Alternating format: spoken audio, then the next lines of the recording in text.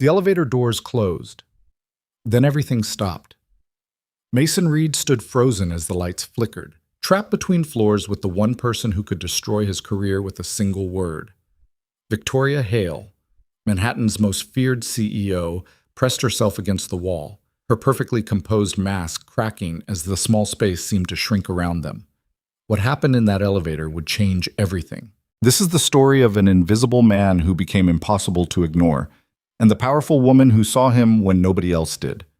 Drop a comment with your city so I can see how far this story travels. Hit that like button and stick around until the end. The coffee was burning through the cardboard sleeve. Mason Reed shifted the cup to his other hand, balancing it against the stack of emergency reports tucked under his arm as he rushed across the marble lobby of Hale Industries. 6:47 a.m. The building was still mostly empty, just security guards and cleaning crews and people like him, the ones who showed up early because they had no choice. His phone buzzed. He didn't need to check it. Another message from his daughter's school about the field trip permission slip he'd forgotten to sign. Again. The elevator dinged. Mason stepped inside and hit button 14, watching his reflection in the polished doors. Rumpled shirt, tie slightly crooked. The permanent exhaustion of a man who'd been running on 4 hours of sleep for the past 3 years. He looked exactly like what he was. Invisible. The doors started closing. Hold it! Mason's hand shot out instinctively, triggering the sensor. The doors bounced back open. Victoria Hale stepped inside. Mason's brain stuttered. The CEO never used the regular elevators. She had a private one that went straight to the executive floor. But here she was, carrying a leather portfolio and wearing a coat that probably cost more than Mason's monthly rent. She didn't look at him, just pressed button 22 and stepped back. The doors closed. Mason kept his eyes forward, acutely aware of every breath, every small movement. Victoria stood less than 3 feet away, checking something on her phone with the kind of focused intensity that made junior executives dissolve into stammering apologies. He'd seen her exactly 4 times in the 2 years he'd worked here, always from a distance, always surrounded by senior leadership. Victoria Hale didn't acknowledge people at Mason's level. Hell, she barely acknowledged people 3 levels above him. The elevator hummed upward, floor 7, 8, 9. Then it jerked, hard. The coffee flew from Mason's hand, splashing across the floor as the elevator car shuddered and stopped. The lights flickered once, twice, then settled into a dim emergency mode. Silence. Mason grabbed the handrail, his heart hammering. What? Don't. Victoria's voice cut through the dark, sharp, controlled. But something underneath it made Mason look at her. She was pressed against the back wall, one hand gripped white-knuckled on the railing. Her phone had fallen. She wasn't moving to pick it up. Are you okay? Mason asked carefully. I'm fine. But her breathing had changed, faster, shallower. Mason glanced at the panel. They were stopped between 9 and 10. He pressed the emergency button. A tinny voice crackled through the speaker. We're aware of the issue. Maintenance is responding. Please remain calm. How long? Mason asked. Could be 15 minutes. Could be longer. We'll keep you updated. The speaker went silent. Mason turned back to Victoria. She hadn't moved. Her eyes were fixed on the doors with an intensity that didn't match the situation. Ms. Hale? He kept his voice level. The maintenance team is coming. We're safe. I know that. The words came out clipped, defensive, but her knuckles were still white on the railing. Understanding clicked into place. Mason had seen this before. His late wife, Emma, had struggled with enclosed spaces after a childhood incident in a locked closet. The way Victoria was breathing, the way she couldn't take her eyes off the doors. When I was 8, Mason said quietly, my older brother locked me in a toy chest during hide and seek. Thought it was hilarious. I was stuck in there for 2 hours before my mom found me. Victoria's eyes flicked toward him. Surprised, suspicious. Ever since then, Mason continued, I get uncomfortable in small spaces. Not full panic, but it's there. This feeling like the walls are closer than they should be. He wasn't making it up. The toy chest story was true, but he'd learned to manage it years ago. Right now, though, Victoria needed to know she wasn't alone in whatever she was feeling. How do you handle it? Her voice was quieter now. I focus on something else. Count things. List facts I know for certain. Mason gestured at the elevator. Like, This car is about 7 feet wide by 6 feet deep. The emergency brake system has triple redundancy. There's a ventilation system that cycles fresh air every 90 seconds. We have more oxygen in here than a hospital room. Victoria's breathing slowed slightly. You know a lot about elevator safety. I read the building maintenance manual when I started working here. Mason shrugged. Insomnia. You read weird things at 3 a.m. That's pathetic. Yeah, probably. The corner of her mouth twitched, almost a smile. She finally released the railing, though she didn't step away from the wall. You're Mason Reed. It wasn't a question. Operations analysis. You fixed the Jensen forecasting model last quarter. Mason blinked. You know about that? I read every efficiency report that crosses my desk. Your solution saved us 6 weeks of rework. Victoria's eyes were steady on him now. Nobody else caught that error, including the senior analysts who should have. I just noticed the numbers didn't match the "don't downplay it." Her tone left no room for argument. You saw something an entire team missed. That's not luck. Mason didn't know what to say. The CEO of a billion-dollar company had just complimented him on a footnote in a quarterly report most people never read. The elevator shuddered slightly. Victoria tensed. Hey, Mason kept his voice calm. That's normal. The brake system adjusts to maintain stability. Same thing happens a dozen times a day. You just don't notice when the elevator's moving. She nodded, but her jaw was tight. Tell me something, Mason said. What's the most ridiculous business proposal you've ever received? Victoria looked at him like he'd grown a second head. What? I'm serious. Someone must have pitched you something completely insane at some point. She was quiet for a moment. Then, last month, a consultant suggested we replace our entire IT infrastructure with blockchain. For what purpose? He couldn't explain that part, just kept saying blockchain like it was a magic word. Victoria's expression shifted slightly, something almost approaching amusement. He had a 40-slide presentation. 38 of them were just the word blockchain in different fonts. You're making that up. I wish I was. He invoiced us $15,000 for the privilege of wasting 2 hours. Did you pay it? Hell no. Victoria actually smiled now, small but real. I had legal send him a bill for our time. Mason laughed. He couldn't help it. The mental image of some overconfident consultant getting counter-invoiced by Victoria Hale was too perfect. What about you? Victoria asked. Worst project you've worked on here? The Hartford merger analysis last year. Spent 6 weeks building a risk assessment model. Presented it to the senior team. They ignored every recommendation and approved the merger anyway. I remember that disaster. Victoria's smile faded. Cost us $40 million when it fell apart. Yeah, well, nobody wanted to hear that the numbers didn't work. Mason shrugged. I learned pretty quickly that being right doesn't matter if you're not important enough for people to listen. That's a cynical view. That's an accurate view. Victoria studied him. Why are you still here then? You're clearly capable of more than operations analysis. Why not leave? Mason looked down at the spilled coffee spreading across the elevator floor. I have a daughter, 7 years old. She needs stability, consistent health insurance, a job that lets me pick her up from school at 3:15 every day. He met Victoria's eyes. So yeah, I'm stuck in a position that doesn't use half my brain, but it keeps her safe. That's what matters. Something shifted in Victoria's expression. Not pity. She didn't strike Mason as someone who did pity, but understanding, maybe. Recognition. What's her name? Lily. Does she know what you do? She thinks I work with computers and make charts. Mason smiled. Which is basically true. Last week she asked if I could make a chart showing which Disney princess is the best. I told her that's subjective data and can't be graphed. How did that go over? She's not speaking to me until I admit Moana is objectively superior. Victoria laughed. Actually laughed. The sound was startling in the quiet elevator, warm and genuine and completely at odds with the ice-cold executive reputation. Smart kid, Victoria said. Too smart. She sees through all my parenting tricks. Good. She'll need that. Victoria's smile faded slightly.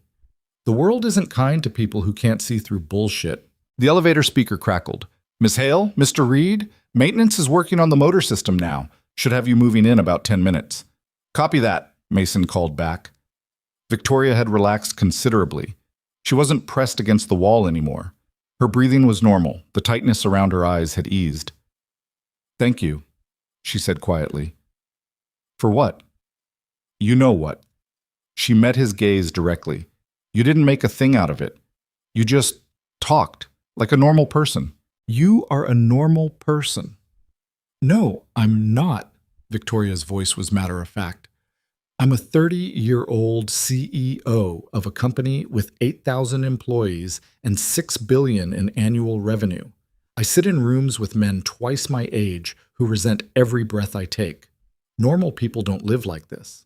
"Fair enough." Mason had picked up her phone from the floor, wiped the screen on his jacket, and handed it to her. "But for what it's worth, you handled this better than most people would, including me, probably." "I doubt that." Victoria took the phone. "You're annoyingly calm in a crisis." "Years of practice. Single parenting is just crisis management with smaller humans." She smiled again. "How long have you been on your own?"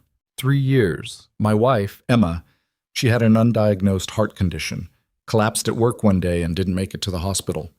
Mason's voice stayed even. He'd told this story enough times that the sharp edges had worn smooth. Lily was 4, old enough to remember her, young enough that the memories are already fading. "I'm sorry." "Yeah, me too." They stood in silence for a moment. Not uncomfortable, just present. "Can I ask you something?" Victoria said. "Sure." "Do you ever resent it? Being the responsible one, the one who has to keep everything together while everyone else gets to fall apart?" Mason considered that. "Sometimes, usually around 2 a.m. when I'm doing laundry and packing lunches and wondering how other people make this look easy." He paused. "But then Lily laughs at something stupid I said, or she falls asleep on my shoulder watching a movie, and I remember why I do this. It's not about resenting it. It's just the deal." Victoria nodded slowly. "The deal. Yeah, you take care of the people who matter. Everything else is just noise." That's a better philosophy than most business school graduates have. Business school doesn't teach you how to negotiate with a 7-year-old who refuses to wear anything except her Halloween costume to school.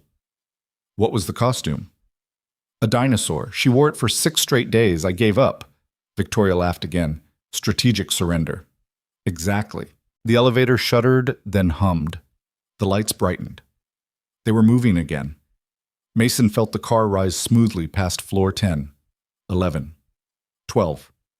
Victoria straightened her coat, her professional mask sliding back into place. By the time the elevator reached 14, she looked exactly like she had when she'd stepped inside 43 minutes ago. Composed, untouchable, perfect. The doors opened. Mason grabbed his reports from the floor. "This is my stop." "Mason?" He turned back. Victoria was watching him with an expression he couldn't quite read. "That Jensen forecasting model. I'm putting your name on the next project review. We're expanding the operations analysis team, and I want your input on the structure. I'm not qualified to cut. I didn't ask if you thought you were qualified. I'm telling you that you are." Her voice had that steel edge again. "The meeting is Thursday at 2. Don't be late." The doors started closing. "Wait, what should I prepare?" "Your actual opinions. Not whatever you think I want to hear." Victoria's eyes held his. "I have enough people telling me what I want to hear.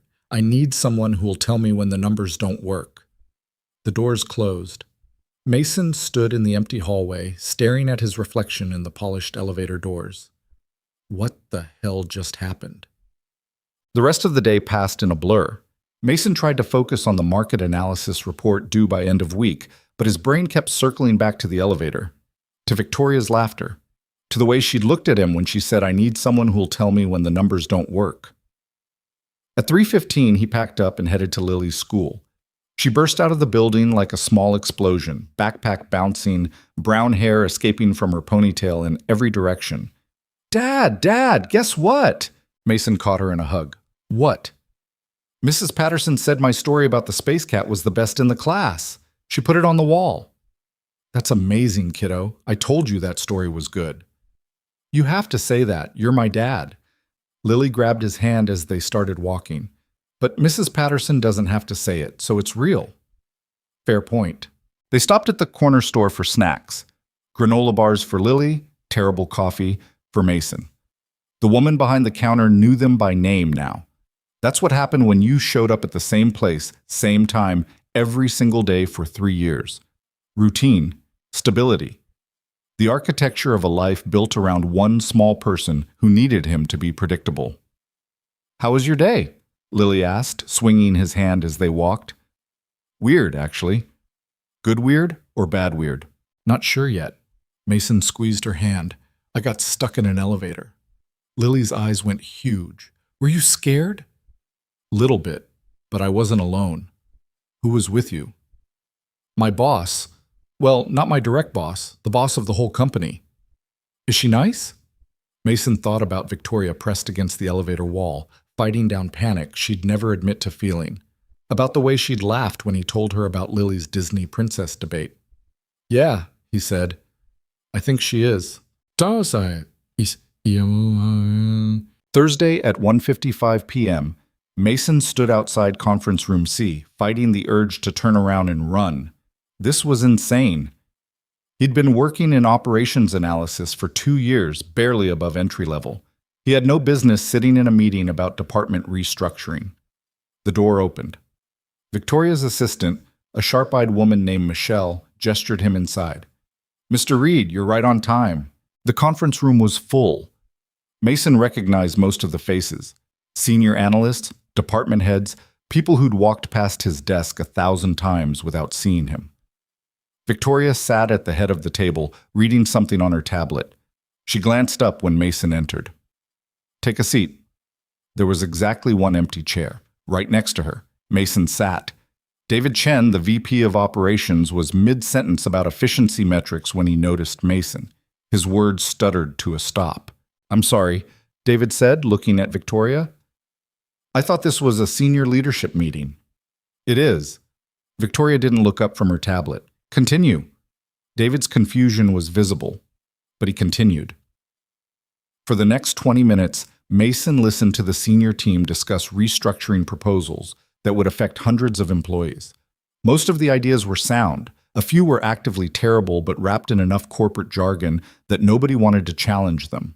Victoria listened, occasionally asking pointed questions that made people squirm. Then she turned to Mason. "You've been quiet. What do you think?" Every eye in the room locked onto him.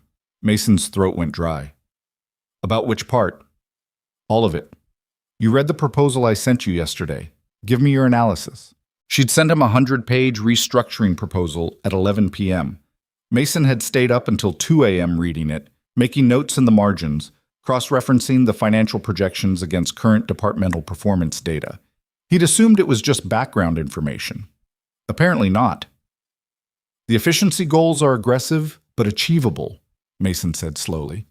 "The timeline is realistic if you account for training overlap, but there's a problem with the cost projections."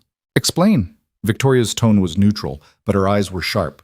"You're assuming a 15% reduction in operational overhead within the first quarter, but you're not accounting for the productivity drop during transition. Every time you reorganize a team, efficiency falls for at least 6 weeks while people adjust to new systems." Mason pulled up his notes on his phone. "Based on the last 3 restructuring initiatives, you should expect overhead to actually increase by 8% in Q1 before dropping in Q2. If you don't budget for that, you'll hit the 6-month review looking like the whole thing failed." Silence. David Chen's expression had gone from confused to hostile. "That's an overly pessimistic view. We have mitigation strategies, which didn't work last time." Mason met his gaze. The Hartford integration had the exact same mitigation strategies. It still resulted in a 12% productivity drop that lasted 2 months. Hartford was different. How? Mason pulled up another document. Similar team size, similar operational complexity. The only difference is Hartford was a merger, and this is internal restructuring, which actually makes this harder because you're asking people to change systems they've used for years. Victoria leaned back in her chair, watching the exchange. David's jaw tightened. "With all due respect, you're an analyst. You're not seeing the full strategic picture." "You're right," Mason said evenly. "I'm not strategic leadership. I'm the person who'll have to implement whatever you decide. And I'm telling you the numbers don't support your timeline." "Then what do you suggest?" Victoria asked. Mason hesitated. This was the moment. He could back down, apologize for overstepping, retreat to invisibility. Or he could answer honestly. Push the efficiency targets to Q2, he said. Give the teams 8 weeks to transition instead of 4. Yes, it delays the cost savings, but it also means you actually hit your targets instead of missing them and having to explain why to the board. More silence. Then Victoria nodded. Revised timeline. 8 weeks transition, efficiency targets moved to Q2. She looked at her assistant. Michelle, update the proposal and recirculate by end of day. David looked like he'd swallowed something sharp. Victoria, I really think, you think we should set ourselves up to fail in 6 months so the spreadsheet looks good today? Victoria's voice was ice. I disagree. We're going with Mason's timeline. The meeting continued, but the dynamic had shifted. People kept glancing at Mason, trying to figure out who he was and why Victoria was listening to him. Mason kept his mouth shut unless directly asked a question, but when Victoria asked, he answered. Honestly, even when his answers contradicted the senior people in the room, especially then. The meeting ended at 3:45. Mason grabbed his things, already mentally calculating if he could still make it to Lily's school on time. Mason, stay. He froze. The room emptied. David Chen was the last to leave, shooting Mason a look that promised consequences. When the door closed, Victoria stood and walked to the window. Manhattan sprawled below them, all glass and steel and endless motion. You realize what you just did, she said quietly.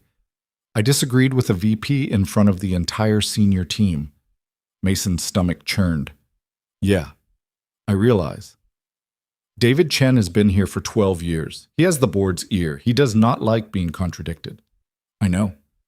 So why did you do it? Mason met her eyes. You asked for my actual opinion, not what I thought you wanted to hear. Victoria smiled, sharp and satisfied. Good answer. She walked back to the table, gathered her materials. You're going to make enemies doing this. People who think you're getting preferential treatment because of what happened in the elevator. They're going to try to undermine you. I can handle it. Can you? Victoria paused at the door. Because this is just the beginning. If you're going to work with me, really work with me, you need to be prepared for what that means. The scrutiny, the politics, the people who'll assume you slept your way into influence. Mason felt heat rise in his face. I would never... I know that, but they don't. Victoria's expression was unreadable. So I need to know if you can handle it. Because once you step into this world, there's no going back to invisible. Mason thought about his daughter, about the stability he'd promised her, about the safe, predictable life he'd built where nobody noticed him and nobody asked him to be more than he was. Then he thought about Victoria in that elevator, laughing at his stupid stories, about the way she'd looked at him when she said, I need someone who'll tell me when the numbers don't work, about the possibility that maybe, just maybe, he was capable of more than surviving. I can handle it, he said. Victoria nodded once. Good. Because tomorrow you're sitting in on the client presentation for the Morrison account. I want you reviewing the financial models before we go in. I don't have access to those files. You do now. Michelle will send you the credentials tonight. Victoria headed for the door, then paused. And Mason? Don't be late tomorrow. The meeting starts at 7:30. She left. Mason stood alone in the empty conference room, looking out at the Manhattan skyline. His phone buzzed, a message from the school. Lily's in aftercare. No rush. He'd missed pickup. Mason closed his eyes. The deal. Take care of the people who matter. Everything else is noise. But standing here, in this room where people made decisions that shaped companies and careers and lives, he could feel something shifting, some fundamental change in who he was and what he was capable of becoming. For the first time in 3 years, Mason Reed wasn't invisible, and he had no idea if that was a good thing or the biggest mistake of his life. The Morrison presentation was supposed to start at 7:30. At 7:15, Mason stood in the lobby of the Meridian Hotel, watching executives file into the conference center wearing suits that cost more than his car. He'd been up since 4 a.m. reviewing financial models, double-checking projections, running scenarios until his eyes burned. The data didn't add up. Victoria arrived at 7:20, flanked by 2 senior VPs Mason vaguely recognized. She spotted him immediately. Walk with me. Mason fell into step beside her. The VPs peeled off toward the coffee station, leaving them alone in the corridor. You get the files? Victoria asked, her heels clicking against marble. Yeah, there's a problem. She stopped. What kind of problem? The revenue projections for Q3 and Q4. They're inflated by at least 18%. Someone cherry-picked the best-case scenario data and ignored the risk factors. Mason pulled up his tablet, showing her the spreadsheet he'd built at 5 a.m. If Morrison signs based on these numbers and we don't deliver, they'll have legal grounds to pull the entire contract. Victoria's jaw tightened. Who built the original model? David Chen's team. Of course it was. She took the tablet, scanning Mason's corrections. Her eyes moved fast, absorbing information the way other people breathed. This changes the entire pitch. I know, I'm sorry. I should have caught it earlier. You caught it with 15 minutes to spare. That's better than nobody catching it at all. Victoria handed back the tablet. Can you present the corrected version? Mason's stomach dropped. Me? You're the one who's supposed to… I can't present numbers I just learned about 60 seconds ago. You've been living in this data since last night. Victoria checked her phone. Morrison's CEO is walking in right now. I need someone up there who knows every cell in that spreadsheet. That's you. Victoria, I'm not… Don't tell me what you're not. Her voice went sharp. Tell me if you can do this, or if I need to find someone else in the next 10 minutes. Mason looked at her. Really looked. There was no doubt in her expression, no hesitation. She believed he could do this. He wasn't sure if she was right, but he nodded anyway. Yeah, I can do it. Good. You're on in 5. The conference room was already packed. Mason counted at least 30 people. Morrison's entire executive team. Hale Industries' senior leadership, lawyers, financial advisors, assistants taking notes. The kind of room where careers were made or destroyed before lunch. Victoria walked to the front. Every conversation stopped. Good morning. Thank you all for being here. Her voice carried effortlessly across the room. Before we begin, there's been a development with our financial projections. My colleague Mason Reed will walk you through the updated analysis. David Chen's head snapped up from the far side of the table. His expression went from confusion to fury in about half a second. Mason moved to the presentation screen, connecting his tablet. His hands were steady. That surprised him. Good morning, he said. I'm going to be direct because your time is valuable. The original revenue projections you received last week were inaccurate. Murmurs rippled through the room. Morrison's CFO leaned forward. Mason brought up the first slide. The initial model projected a compound growth rate of 22% over 18 months. That number was based on best-case market conditions and ignored 3 significant risk factors. He pulled up the corrected data. When you account for regulatory changes in the European markets, increased competition from emerging providers, and the projected slowdown in enterprise spending, the realistic growth rate is closer to 18%. That's a significant difference, Morrison's CEO said. Gray-haired, sharp-eyed, the kind of man who'd built a company from nothing and didn't tolerate bullshit. It is, Mason agreed, which is why we're presenting the correction now instead of 6 months into a partnership built on false expectations. David Chen stood up. If I could just clarify, Mr. Reed has the floor, Victoria said quietly. The room went silent again. Mason continued. He walked them through every correction, every assumption, every piece of data that had been manipulated or ignored in the original model. He didn't soften it, didn't make excuses, just presented the numbers as they actually existed. When he finished, Morrison's CEO sat back in his chair. That's either the most honest pitch I've ever heard, or you're trying to lowball your own value. Neither, Mason said. I'm telling you what we can actually deliver. If you want someone to promise you the moon and deliver a flashlight, there are plenty of firms that will take that meeting. We're not one of them. The room was dead quiet. Then Morrison laughed. Actually laughed. I like this kid. What's your name again? Mason Reed. Well, Mason Reed, you just talked me out of a 22% return and somehow made me more interested in signing. He looked at Victoria. This how you usually run presentations? Only when the numbers demand honesty, Victoria said smoothly. Good, because the last 3 firms we met with spent 2 hours blowing smoke up my ass. Morrison stood, extending his hand to Mason. You've got yourself a deal, but I want him on the implementation team, non-negotiable. Victoria smiled. Done. The handshakes happened fast after that. Lawyers started comparing contract language. Assistants scheduled follow-up meetings. The room dissolved into productive chaos. Mason stood off to the side, trying to process what just happened. David Chen appeared at his elbow. Up close, the VP's smile didn't reach his eyes. "That was quite a performance," David said quietly. "Undermining weeks of work from my team, making us look incompetent in front of a major client." "I corrected inaccurate data," Mason said. "That's not undermining. That's doing the job." "Is that what you think this was? The job?" David's voice dropped lower. "You just made an enemy of everyone who worked on that original model. And for what? To impress Victoria? To play hero? To keep us from getting sued 6 months from now. You're out of your depth, Reed. Way out. And when you inevitably screw up, don't expect anyone to catch you." David walked away before Mason could respond. Victoria materialized beside him. "Ignore him." Kind of hard to ignore when he's right about the enemy thing. David's been coasting on his reputation for 5 years. You just reminded everyone in this room that reputation doesn't matter if the work is sloppy. Victoria glanced at her phone. "I have back-to-back meetings until 6. Come to my office at 7.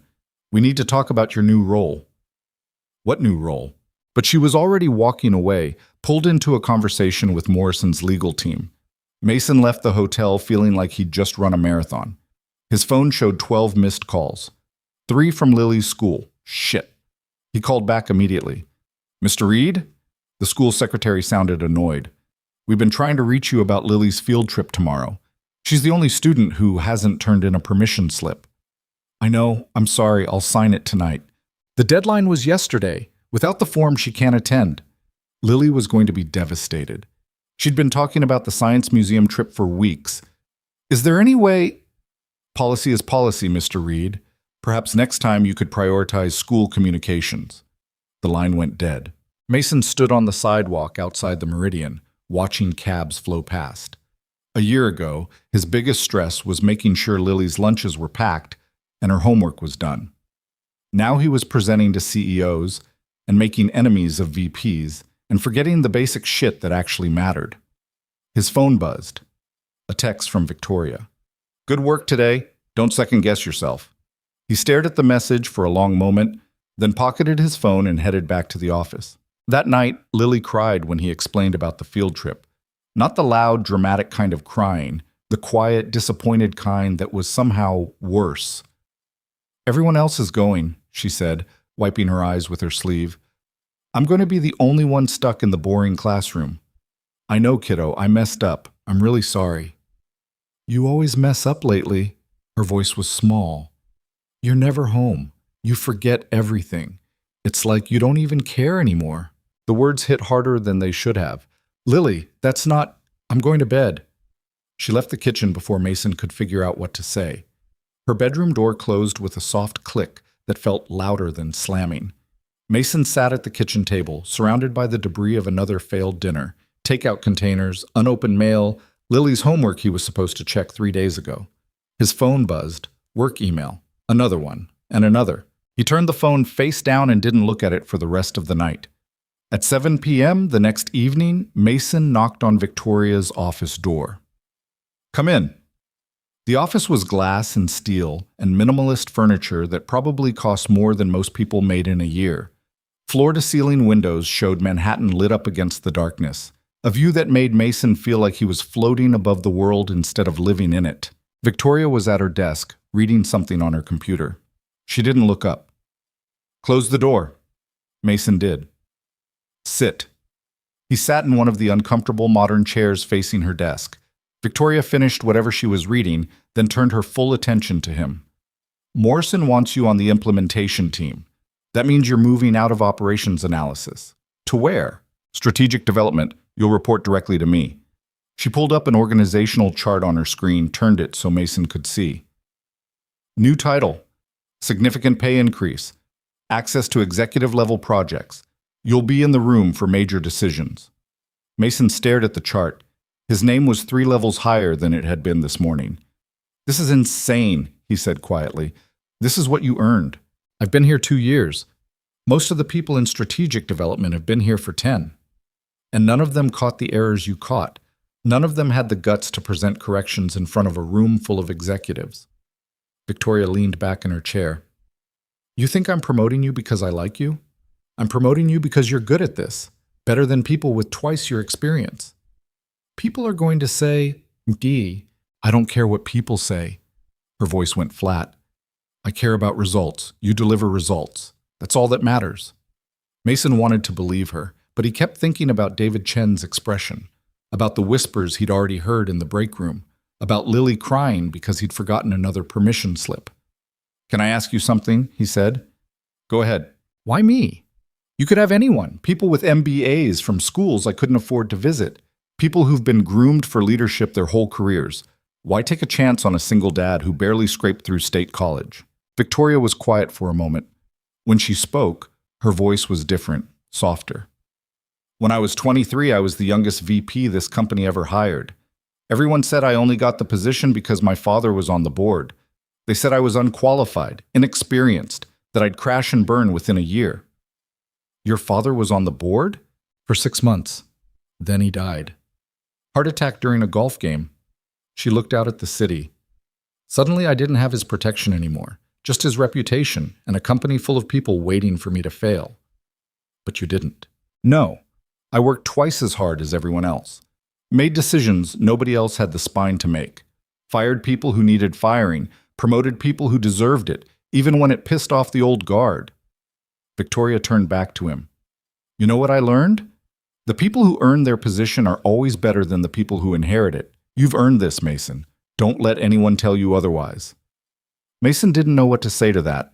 One more thing, Victoria said. This promotion comes with expectations.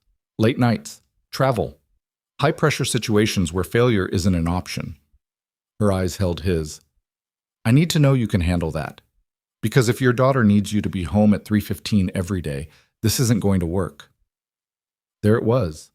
The question he'd been avoiding since the moment she offered him the job.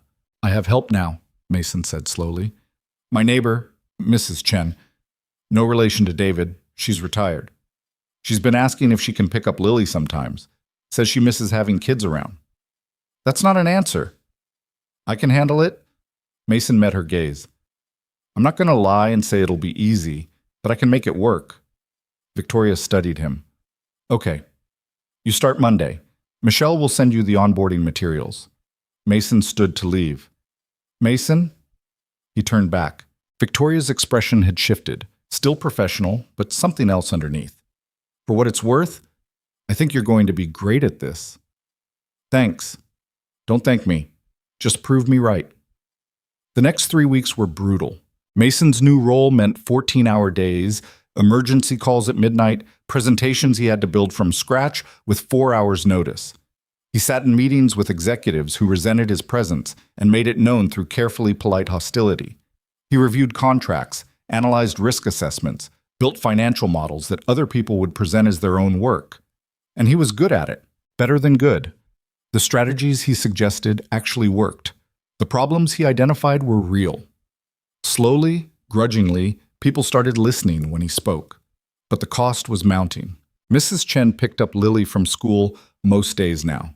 Mason made it home by 7 if he was lucky, 8:30 if he wasn't. Bedtime stories became rushed, distracted affairs where Lily could tell he was only half present. Homework help happened at the kitchen table while Mason answered work emails with his other hand. Dad? Lily asked one Thursday night, pushing her math worksheet away. Do you like your new job? Mason looked up from his laptop. What? Your job. Do you like it? It's, well, complicated. That means no. Lily picked at the edge of her worksheet. You seem sad all the time now. I'm not sad, kiddo, just tired. That's what Mom used to say. Lily's voice went quiet. Before she got sick. Mason's chest tightened. Lily, that's different. Is it? She looked at him with eyes too old for 7. You're never here.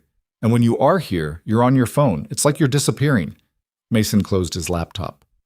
Come here. Lily climbed into his lap, something she was getting too big for but still needed sometimes. I know things have been different lately, Mason said carefully. And I know I've been distracted. But I'm not disappearing. I'm right here. Are you? The question hung in the air between them. Mason didn't have a good answer. Friday afternoon, Victoria's assistant Michelle appeared at Mason's desk. Ms. Hale wants to see you, conference room A. Mason grabbed his tablet and headed upstairs. Conference room A was the big one, the glass-walled space where major deals happened. Victoria was alone when he arrived, standing at the window with her phone pressed to her ear. I don't care what the board thinks. Tell them to review the projections again. She paused, listening. Fine. Schedule it for Monday morning. I'll handle it myself. She hung up and turned to Mason. We have a problem. What kind of problem?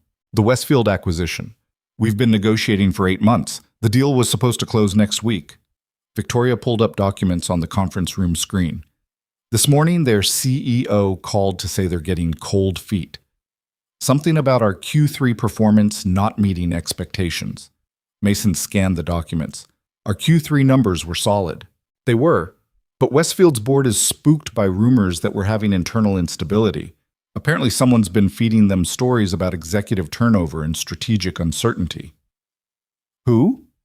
Victoria's expression went cold. I have my suspicions. But right now that doesn't matter. What matters is saving this deal.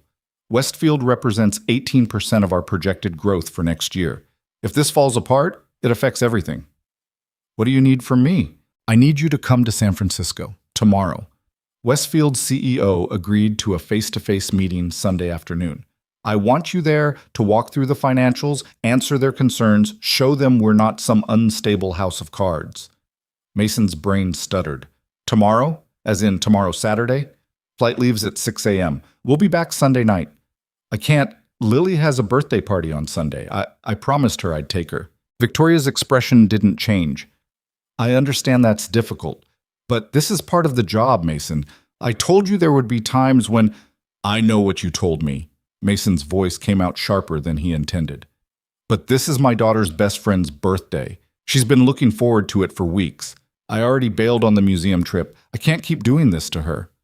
Then find someone else to take her to the party. It's not about someone else taking her. It's about me being there. Victoria crossed her arms. So what are you saying? You can't do the job? I'm saying I need more than 12 hours notice before you ask me to fly across the country. This is the job, Mason. Crises don't wait for convenient timing. Her voice was ice now. I need someone I can count on when things fall apart. If that's not you, tell me now. They stared at each other across the conference table. Mason thought about Lily, about the promise he'd made 3 years ago to always put her first, about the look on her face when he explained he'd missed another school event. Then he thought about Victoria in that elevator, about Morrison's handshake, about the way it felt to walk into a room and actually matter. I'll make it work, he said quietly. I'll be on the flight. Victoria nodded. Michelle will send you the details. Mason left before he could change his mind. That night, he explained to Lily that he had to go to California for work, that Mrs. Chen would take her to the birthday party, that he was sorry, but this was important. Lily didn't cry this time. She just nodded and went back to coloring. Somehow that was worse. The San Francisco meeting was a disaster, not because of the presentation. Mason's financial analysis was solid, and Westfield's concerns were based on rumors that fell apart under actual scrutiny. The deal was back on track by Sunday afternoon. The disaster was personal. Mason's phone had died somewhere over Nebraska, and he didn't realize until they landed that he'd missed 6 calls from Mrs. Chen. When he finally got her on the phone, her voice was tight with controlled panic. Lily fell at the party, hit her head on the corner of a table. They took her to the emergency room. Mason's entire world stopped. What? She's okay. Just needed a few stitches. But Mason, she kept asking for you. I didn't know what to tell her. I'm getting on the next flight. I'll be there in... The doctor already discharged her. She's at my place watching TV. Mrs. Chen paused. She won't talk to me, just sits there staring at the screen. Mason looked at Victoria across the airport terminal.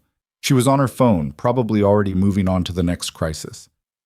I have to go, he told Mrs. Chen. Tell Lily I'm coming.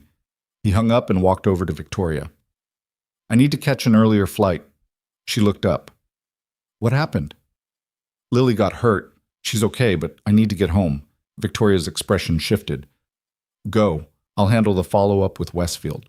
You sure? Mason, go. Your daughter needs you. He made it back to New York by 9 p.m. Mrs. Chen met him at the door, relief visible on her face. Lily was on the couch, a small bandage above her left eyebrow. She didn't look up when Mason walked in. Hey, kiddo.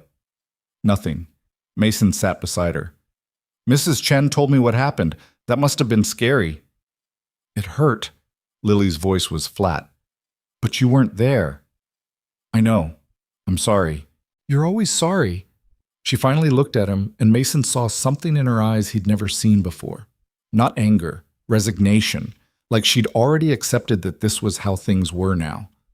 You promised you'd be different than other dads. You promised you'd always be there. I am here. No, you're not. Not really. Lily turned back to the TV.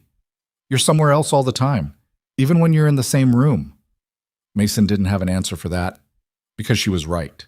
He'd been so focused on proving he belonged in Victoria's world that he'd stopped fully inhabiting his own.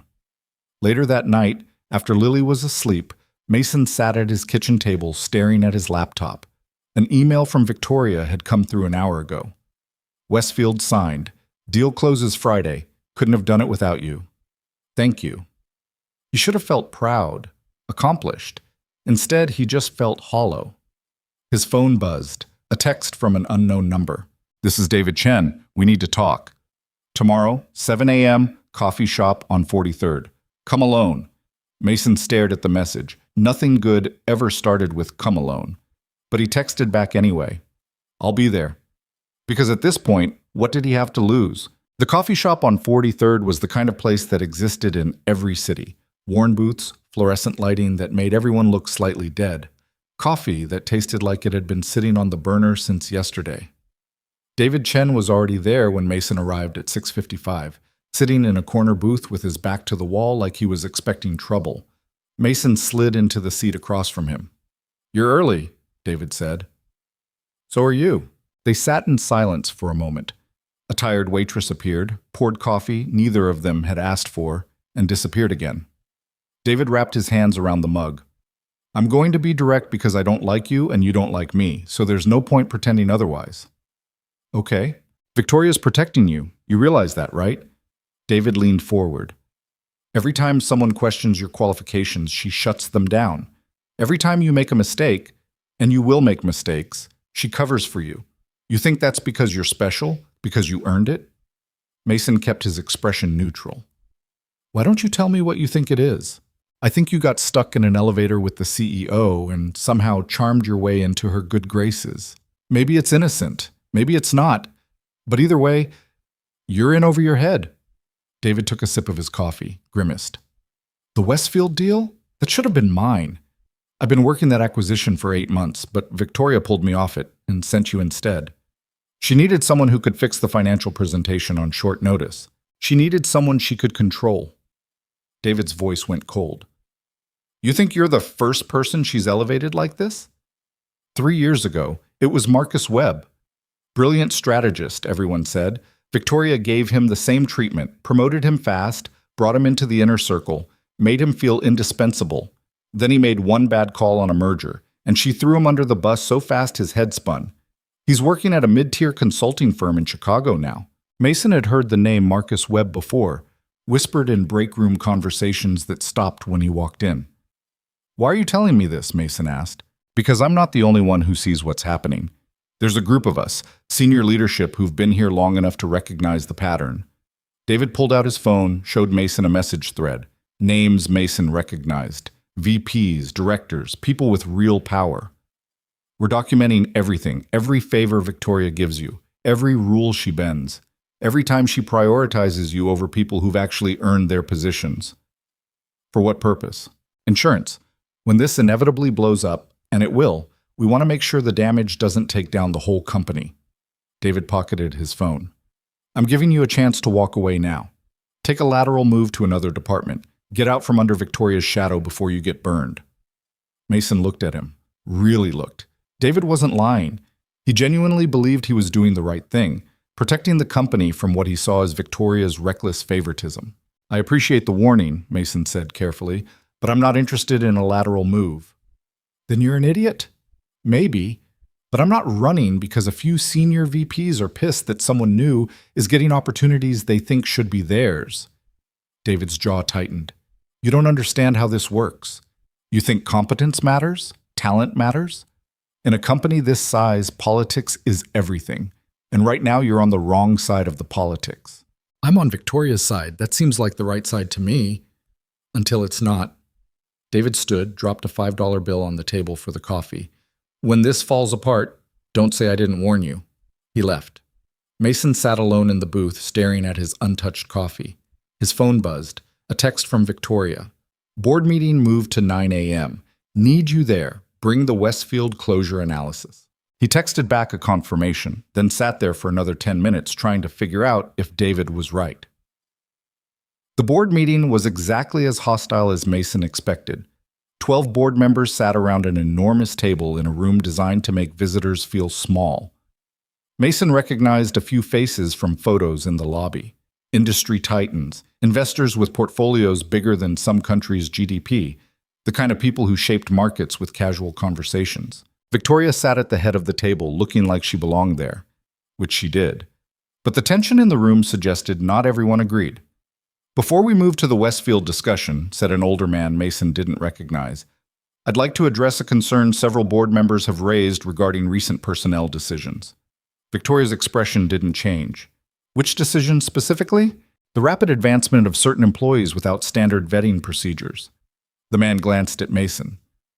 Mr. Reed's promotion to strategic development after only 2 years with the company has raised questions about favoritism and proper oversight.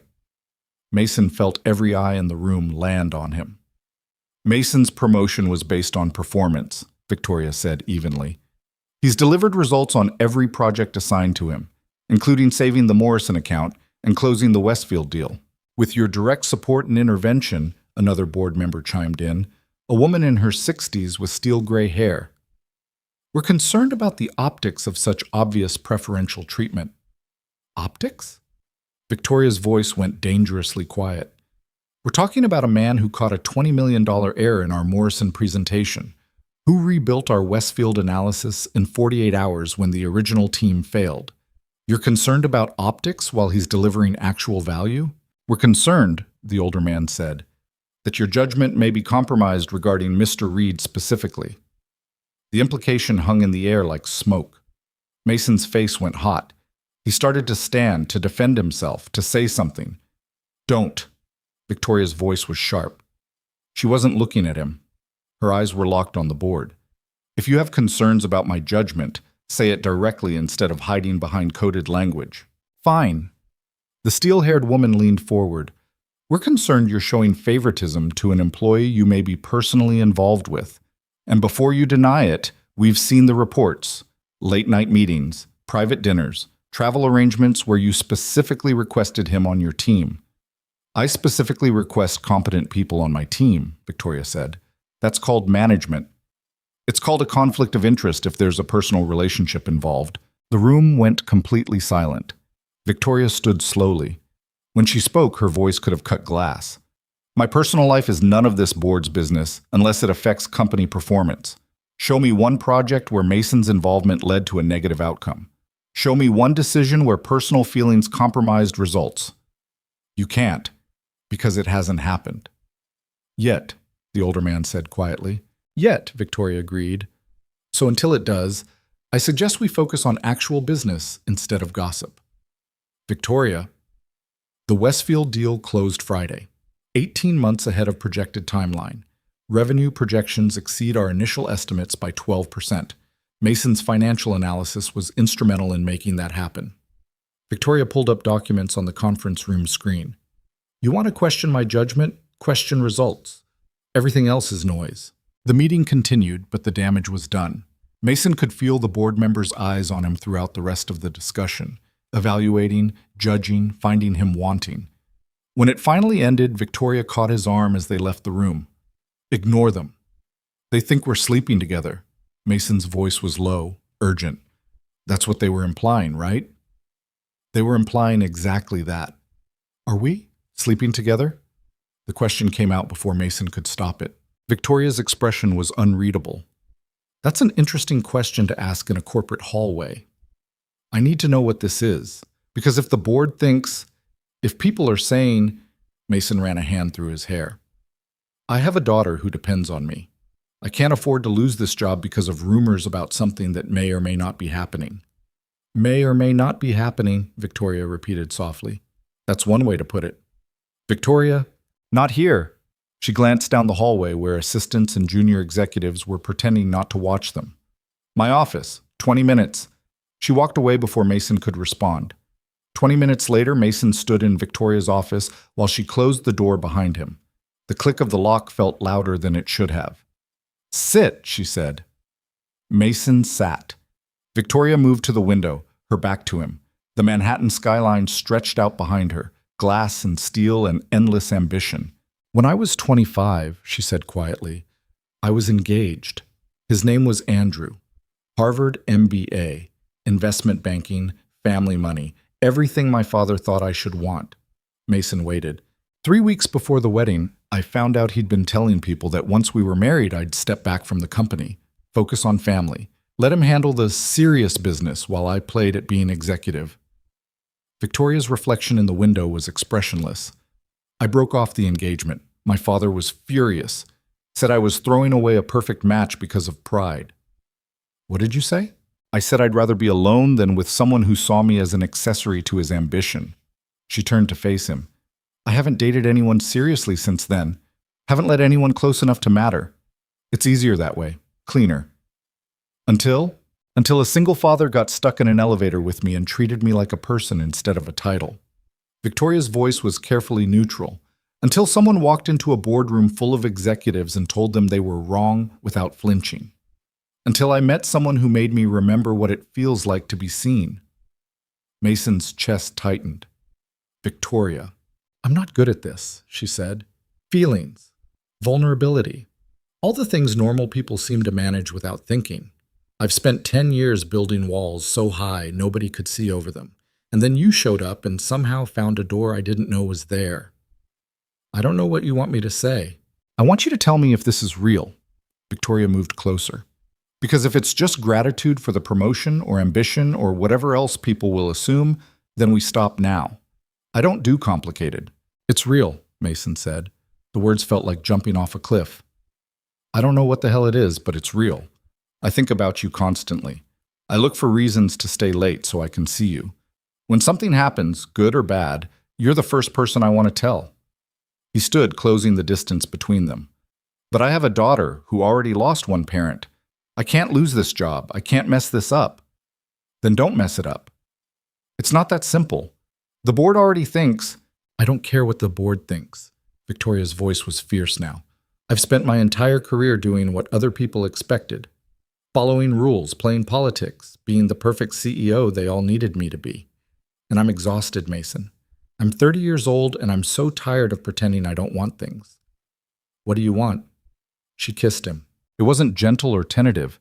It was months of tension collapsing into a single moment, all the careful distance they'd maintained burning away like paper. Mason's brain short-circuited. This was his boss.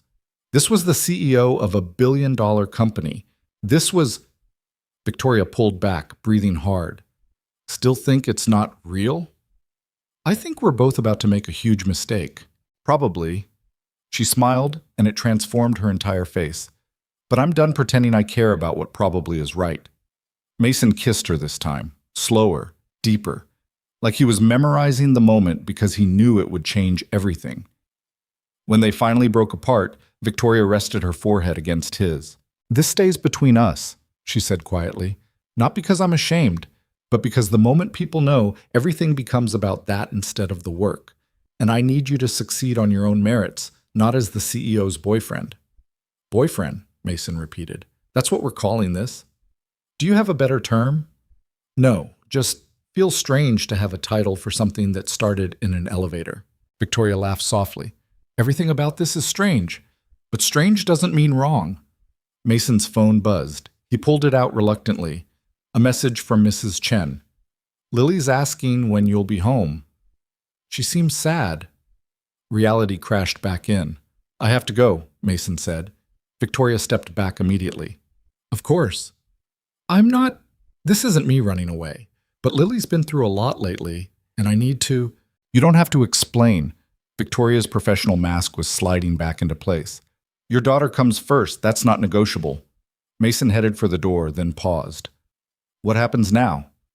Now you go home to Lily. Tomorrow we go back to work, and we figure out the rest as we go.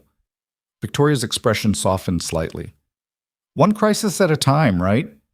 Yeah, one crisis at a time. Mason left before he could do something stupid like stay. The next 3 weeks were a delicate balancing act Mason wasn't sure he was pulling off. At work, he and Victoria maintained strict professionalism. No private meetings that weren't business-related. No lingering glances. No indication they were anything other than CEO and employee working on high-stakes projects. But late nights became something else entirely. After Lily went to sleep, Mason's phone would buzz.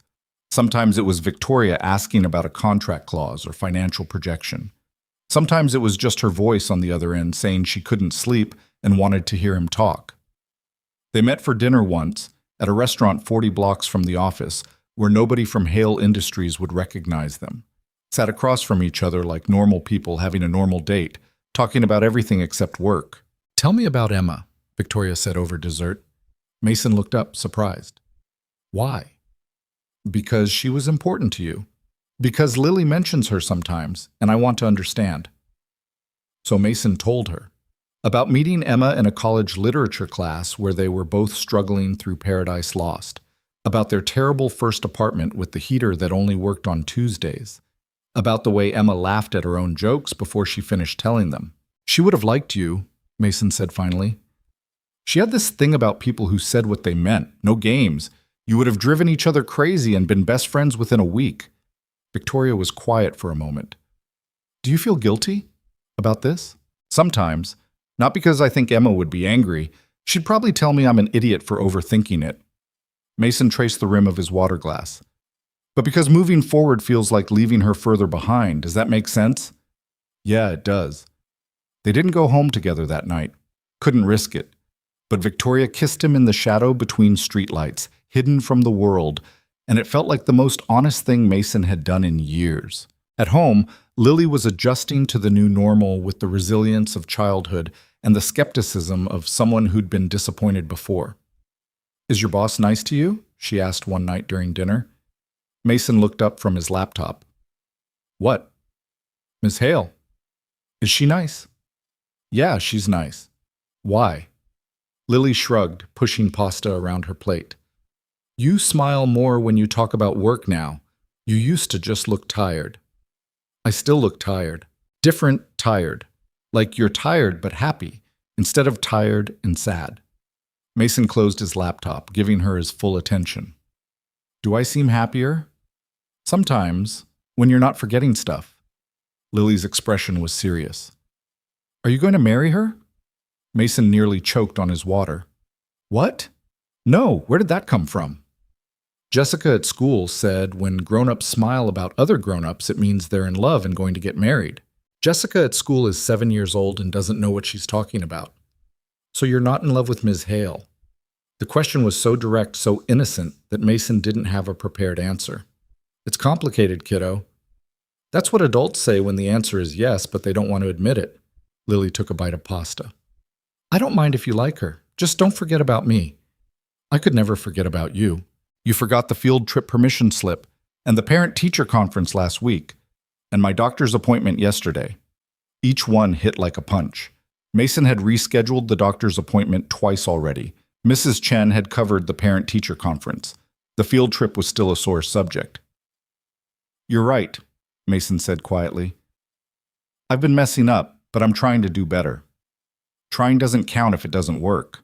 She was 7 years old and already understood more about broken promises than Mason wished she had to.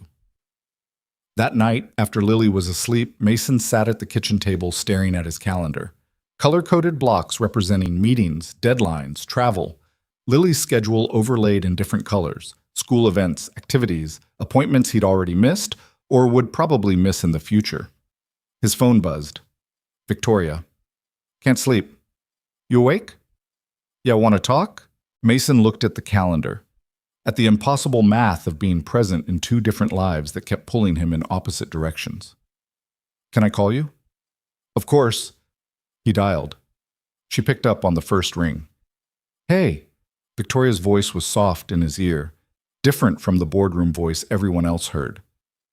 I need to tell you something, Mason said, and I don't know how to say it without sounding like I'm making excuses. Just say it. I'm drowning. The admission felt like failure. This job, being a dad, trying to figure out what we are, I can't do all of it well. And the thing that's suffering most is Lily. She's the one who matters most, and she's getting the worst version of me. Victoria was quiet for a long moment. What do you need? I don't know. Time, maybe. Space to figure out how to balance this. Do you want to step back? From the job or from us? I don't want to step back from either, but I don't know how to keep both without losing Lily in the process. Then we find a way. Victoria's voice was firm. You tell me when you need to leave early for school events. You block time on your calendar that's non-negotiable. You set boundaries, and I respect them. The board already thinks you're showing me favoritism. Let them think whatever they want. Your daughter is 7 years old, and she needs her father. That's not favoritism. That's basic human decency. Mason felt something tight in his chest loosen slightly. You make it sound simple. It's not simple, but it's necessary. He could hear her moving around, probably pacing her apartment the way she did when she was thinking. I've spent 10 years putting work above everything else. It's made me successful. It's also made me lonely as hell. I don't want that for you. What do you want for me? I want you to be the father Lily deserves and the partner I need. In that order. And if those two things conflict, then Lily wins. Every time. No question. Mason closed his eyes, letting the words sink in. I don't deserve you. Probably not. But you're stuck with me anyway. They talked for another hour. About nothing important, about everything. Victoria told him about the apartment she was renovating uptown, how the contractor kept finding new problems that added to the budget. Mason told her about Lily's latest obsession with learning magic tricks, how she'd been practicing card shuffles until her hands hurt. Normal conversation between two people who cared about each other. When they finally hung up, Mason felt steadier than he had in weeks. The relative peace lasted exactly 4 days. Monday morning, Mason arrived at work to find his desk access had been revoked. His computer login didn't work. His employee badge wouldn't open the secure doors to the strategic development floor. He found Michelle at her desk outside Victoria's office. What's going on? My access is locked out. Michelle's expression was carefully neutral. Ms. Hale is in a meeting. I'll let her know you're here. Michelle, what happened? I really can't say. Just wait here. 20 minutes later, Victoria's office door opened. She looked like she hadn't slept. When she saw Mason, something flickered across her face, relief mixed with something else he couldn't identify. Come in. Close the door. Mason did. What's happening? Victoria handed him a document. This arrived this morning. Formal complaint filed with HR by 6 senior executives, including David Chen. They're alleging that I've created a hostile work environment through favoritism, that your rapid advancement is evidence of improper conduct, and that our personal relationship constitutes a conflict of interest that requires immediate investigation. Mason read through the document, his stomach sinking with each paragraph. They had dates, specific examples. The Morrison presentation, the Westfield trip, every late-night meeting, every project where Victoria had chosen him over more experienced candidates. It looked damning because parts of it were true. What does this mean? Mason asked. It means HR is launching a formal investigation. Until it's complete, you're on administrative leave with pay. No access to company systems or buildings, no contact with me regarding work matters. Victoria's voice was flat, professional, but her hands were clenched tight. I'm sorry. I should have seen this coming. How long? 2 weeks minimum, maybe longer depending on what they find. And if they find evidence of a relationship? Then we both face consequences. Me more than you, probably. Board could vote to remove me as CEO. You'd likely be terminated. Mason felt the floor drop out from under him. I should resign, right now, before this goes any further. No. Victoria, if I leave voluntarily, then they win. Then we're admitting there was something wrong with your promotions, with your work, with everything you've accomplished. Victoria finally met his eyes. You earned your position, Mason. Every project, every success. You didn't sleep your way into this job, and I won't let them pretend you did. But we are sleeping together. We are. And that's between us. It doesn't change the fact that you're brilliant at this work. It doesn't erase the Morrison account or the Westfield deal or the dozen other projects where you proved you belong here. Mason wanted to believe her, but the document in his hands told a different story. I have a daughter to support, he said quietly. I can't risk losing this job to prove a point. You won't lose the job. I won't let that happen. You might not have a choice. They stared at each other across her desk. Everything they'd built over the past months, the trust, the partnership, the fragile connection they'd been so careful to protect, felt like it was crumbling. I need you to trust me, Victoria said. Can you do that? Mason thought about Lily asking if he was going to marry Victoria, about the field trips he'd missed and the promises he'd broken, about the 7-year-old girl who'd already lost one parent and couldn't afford to lose the stability her father provided. I trust you, he said, but I also need to protect my daughter. And if this investigation finds what they're looking for, then we deal with it, together. Victoria came around the desk, took his hands. I'm not throwing you to the wolves, Mason. Whatever happens, we face it together. Her phone rang. She ignored it. It rang again. You should answer that, Mason said. Victoria looked at the caller ID, her expression hardening. It's the board chairman. This is about to get worse before it gets better. She answered, putting it on speaker. Victoria, we need you in the boardroom, now. I'll be there in 5 minutes. This can't wait. The investigation has uncovered... The chairman paused. Just get down here. The line went dead. Victoria looked at Mason. Go home. Be with Lily. I'll handle this. What did they uncover? I don't know, but whatever it is, don't worry. She squeezed his hands once, then let go. I've been fighting battles like this since before you worked here. This one won't be any different. But the tension in her voice suggested otherwise. Mason left the building feeling like he was walking through a dream or a nightmare. The distinction wasn't clear anymore. His phone buzzed constantly as he walked, messages from colleagues he barely knew asking what happened, rumors spreading faster than truth. By the time he reached his apartment, the company's internal message board was on fire with speculation. Mrs. Chen was waiting at his door with Lily. I saw the news, she said quietly. Thought you might need some time. What news? She showed him her phone. A business news website had picked up the story. Hale Industries CEO under fire for alleged improper relationship with junior employee. They'd used his name, his photo from the company website, details about his background, his late wife, his daughter. Lily was going to see this. Her friends at school would see it. Parents at pickup would whisper. I need to get her out of here, Mason said. Away from the city for a few days until this blows over. Where will you go? Mason thought about the cabin upstate where he and Emma used to take Lily when she was tiny, before everything fell apart. I know a place. Can you pack some of her things? I'll get the car. 2 hours later, they were driving north out of Manhattan while Lily slept in the back seat, oblivious to the storm surrounding them. Mason's phone kept buzzing, messages from Victoria that he couldn't answer while driving, calls from numbers he didn't recognize. His entire life was imploding in real time, but his daughter was safe, asleep in the back seat, still young enough to not understand that her father had just become tabloid fodder. For now, that would have to be enough. The cabin looked smaller than Mason remembered. Paint peeling on the shutters, weeds overtaking the gravel driveway, a layer of dust on every surface inside. He and Emma had bought it on impulse 7 years ago, back when they thought they'd have decades to use it. After she died, Mason couldn't bring himself to come back. Until now. Lily woke up as he pulled in, rubbing her eyes and looking confused. Where are we? Remember the place Mom used to bring you, with the lake? Her face lit up. The duck house. That's the one. They'd called it the duck house because of the wooden duck decoys Emma had collected from local antique shops, lining them up on the mantel like strange trophies. Lily had been 3 the last time they were here. Mason was surprised she remembered anything. Inside, the air smelled stale and old.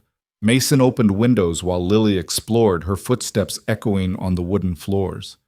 Dad, the ducks are still here. He found her in the living room, holding a faded mallard decoy, its paint chipped and worn. She cradled it carefully, like something precious. "We can clean them up if you want," Mason said. "Can we stay here forever?" The question caught him off guard.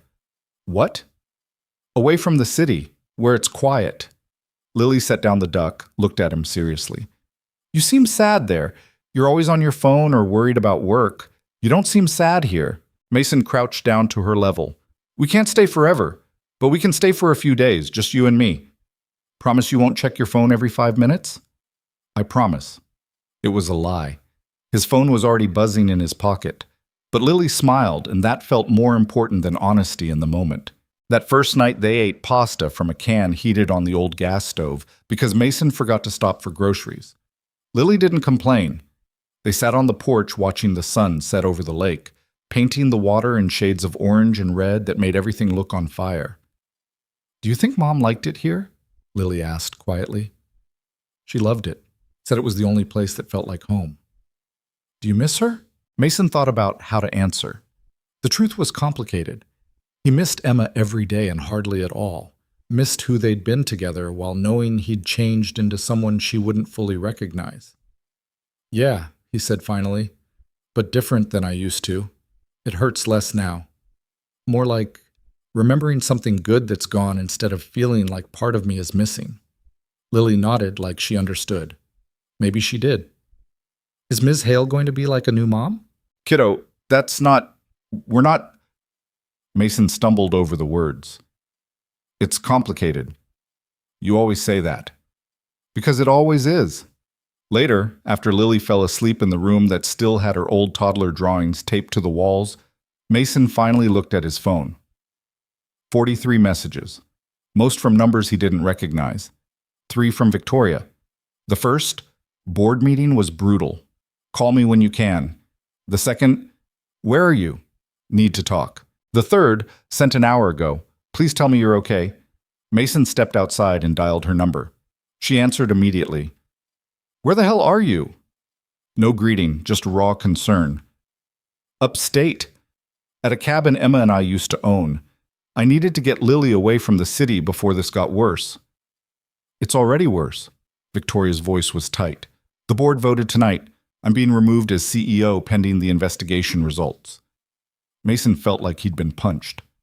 "What?" "Effective immediately. They're installing Richard Hammond as interim CEO. The same Richard Hammond who's been trying to push me out for 3 years." She laughed, bitter and sharp. "They needed an excuse. We gave them one." "This is my fault." "This is not your fault. This is politics and power plays and men who never wanted a woman running their company in the first place." A pause. "But they found something, Mason, in the investigation." His stomach dropped. "What did they find?" "Emails. From my personal account to yours. Nothing explicit, but enough to establish a pattern of communication outside work hours. Meeting scheduling at restaurants, hotel bookings for the San Francisco trip that showed our rooms on the same floor." Victoria's voice cracked slightly. "Someone went through my personal accounts, my private correspondence. They built a timeline that makes it look like I've been grooming you from the moment we met." "That's insane. We weren't..." "I know that. You know that. But the optics are terrible. Junior employee with a tragic backstory. Powerful CEO who gives him unprecedented access. Late-night meetings. Rapid advancement. They've constructed a narrative that makes me look predatory, and you look opportunistic." Mason sat down hard on the porch steps. "What happens now?" "Now I lawyer up and fight. But Mason, they're coming for you too. HR wants to interview you as part of the investigation. You need legal representation." "I can't afford a lawyer." "I'll pay for it." "That makes it look worse." "I don't care how it looks anymore." Victoria's voice was fierce now. "I will not let them destroy you because you had the misfortune of being good at your job while I happened to care about you." Mason heard something in the background. Voices. Victoria speaking to someone else, muffled. "I have to go," she said. "My attorney just arrived. But Mason, don't talk to anyone from the company. Not HR, not your former colleagues, nobody. Everything you say can be twisted." "Victoria, I'm going to fix this. I promise." The line went dead. Mason sat on the porch steps for a long time, staring at the dark lake. Inside, Lily slept peacefully, protected by temporary distance from a mess she didn't understand and shouldn't have to. His phone buzzed again.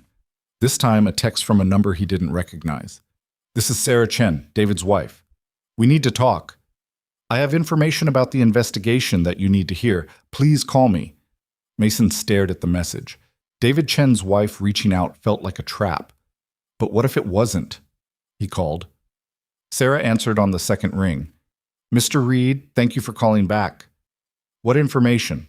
"Not over the phone. Can you meet tomorrow? There's a diner off Route 9 about 20 miles from where you are.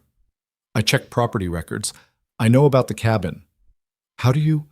"Because my husband has been building a case against you for months, and I'm tired of watching him destroy people's lives to protect his ego." Sarah's voice was calm but firm. 10 a.m. tomorrow. Come alone. I'll explain everything." She hung up before Mason could respond. He went back inside, checked on Lily, then lay awake on the old couch staring at ceiling water stains and trying to figure out what the hell was happening to his life. The diner was exactly the kind of place that existed to serve truckers and tourists. Vinyl booths, coffee that tasted like burnt rubber. A waitress who looked like she'd seen everything and was unimpressed by all of it. Sarah Chen sat in a corner booth wearing jeans and a sweater, looking nothing like the polished executive wife Mason had imagined. She was younger than David by at least 10 years, with tired eyes and a manila folder on the table in front of her. Mason slid into the seat across from her. "You came alone?" Sarah asked.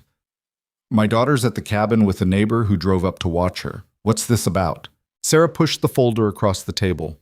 "This is about my husband orchestrating a corporate coup and using you as the excuse to do it." Mason opened the folder. Inside were printed emails, text messages, meeting notes. He recognized David's name throughout. And others, senior VPs, board members, people with power. "They've been planning this for 6 months," Sarah said quietly, "since before you got promoted. The goal was always to remove Victoria. They needed ammunition. When you came along, when she started promoting you, they saw an opportunity." Mason read through the documents. The pattern was clear. David and his coalition had been documenting every interaction between Mason and Victoria, building a narrative of impropriety even when none existed. "Why are you showing me this?" Mason asked. "Because I'm tired of being married to a man who destroys people to get ahead. Because Victoria Hale is twice the leader my husband will ever be, and watching him tear her down makes me sick." Sarah wrapped her hands around her coffee mug. "And because you have a daughter. I saw the photos David collected, the surveillance of you picking her up from school, the documentation of your schedule. He was building a profile on you like you were some kind of criminal. That's insane. That's corporate politics. And my husband is very good at it." Sarah leaned forward. "But here's what he doesn't know. I made copies of everything, every email, every meeting note, every piece of evidence they doctored or exaggerated, and I'm willing to give it all to Victoria's legal team." "Why?" "Because someone should be willing to do the right thing, and because—" Sarah hesitated. "I left him 2 days ago. Took our kids and moved into my sister's place. I'm done being complicit in his bullshit." Mason stared at her. "You're risking everything to help us." "I'm risking a marriage that was already dead. My husband cares more about his title than his family. I'm just making it official." She stood, leaving the folder on the table. "Give this to Victoria's attorney. Tell them Sarah Chen is willing to testify if needed. My contact information is inside." "Sarah, thank you. Don't thank me. Just make sure it counts." She dropped money on the table for her untouched coffee. "And Mr. Reed, whatever you and Victoria have, don't let them make you ashamed of it. I've seen the emails David printed out, the ones he highlighted as evidence. You know what I saw? 2 people who actually give a damn about each other in an industry full of sharks. That's not scandalous. That's rare." She left before Mason could respond. He sat in the booth for another 20 minutes, reading through the documents. Every page was another piece of evidence that this investigation was never about the truth. It was about power, about removing someone who threatened the old guard's control. Mason called Victoria's attorney from the parking lot, explained what he had. The attorney told him to overnight the documents immediately and to expect a call from Victoria soon. When he got back to the cabin, Lily was on the porch with Mrs. Chen, painting rocks they'd collected from the lakeshore. "Dad, look! I made this one look like a turtle." Mason examined the rock. It looked nothing like a turtle. That's amazing, kiddo. Mrs. Chen caught his eye, raised an eyebrow in question. Mason gave a small nod. Things were happening, maybe good things. That night, Victoria called. My attorney got the documents. Mason, this changes everything. Can you use it? We're presenting it to the board tomorrow. Sarah Chen's testimony proves the investigation was compromised from the start, that they were manufacturing evidence to support a predetermined conclusion. Victoria sounded more alive than she had in days. We might actually survive this. What about your position? Can you get it back? I don't know. Richard Hammond has been poisoning the board against me all week, but with this evidence, at least we have a fighting chance. Mason heard something in her voice. But even if we win, everything changes. The board will never trust me the same way. Every decision I make will be scrutinized, and you, she paused, you'll always be the junior employee who got involved with the CEO. Some people will never see past that. So what do? We fight. And then we figure out if we can live with the consequences. They talked for another hour. About strategy. About the board meeting tomorrow. About what came next if they won, and what came next if they lost. When they finally hung up, Mason felt something he hadn't felt in weeks. Hope. Fragile and uncertain, but real. The board meeting happened without Mason present. He got updates via text from Victoria's attorney throughout the day, presenting evidence now, board reviewing documents, Sarah Chen joining via video conference. Hammond is objecting. Claims documents are inadmissible. Board chairman calling for recess. Mason paced the cabin living room while Lily watched cartoons, oblivious to the fact that her father's entire career was being decided by a group of people in a Manhattan boardroom. 3 hours later, Victoria called. We won. Mason's legs went weak. He sat down hard on the couch. What? The board reviewed the evidence. Sarah's testimony was damning. They've reinstated me as CEO effective immediately. Richard Hammond resigned rather than face questions about his role in the scheme. Victoria's voice was shaking. And they're dropping the investigation into you. Complete exoneration. You're cleared to return to work. Just like that? Not just like that. There are conditions. We both have to undergo ethics training. Your promotion is being reviewed by an independent committee to verify it was merit-based. And, she paused, we can't have a relationship while you're employed at Hale Industries. Not publicly, not privately. It's a strict conflict of interest policy going forward. The words hit like a physical blow. So we have to choose the job or each other. Yes, Mason thought about Lily, about the stability this job provided, about health insurance and college savings and all the practical reasons he'd taken this position in the first place. Then he thought about Victoria in that elevator, about late-night phone calls and stolen moments and feeling seen for the first time in years. I need time, he said quietly, to figure out what the right choice is. I know. Take the time you need. Victoria's voice was soft. But Mason, whatever you decide, I meant what I said. You earned your position. Don't let anyone take that away from you. They hung up. Mason sat in silence, staring at the lake through the window. Lily appeared at his elbow. Was that Ms. Hale? Yeah. Is everything okay now? Mason pulled her onto his lap, held her tight. I don't know yet, kiddo, but we're going to figure it out. The next morning, Mason drove back to the city with a clarity he hadn't expected. He'd spent the night thinking about Emma, about promises made and broken, about what kind of father he wanted to be and what kind of man he'd become. He dropped Lily at school, kissed her goodbye, and headed to Hale Industries. Victoria's assistant looked surprised to see him. Mr. Reed, we weren't expecting you back until... I need to see Victoria. Is she available? She's in a meeting, but I can... It's fine. I'll wait. 20 minutes later, Victoria's office door opened. She looked tired but steady. Seeing Mason, something flickered across her face. Come in.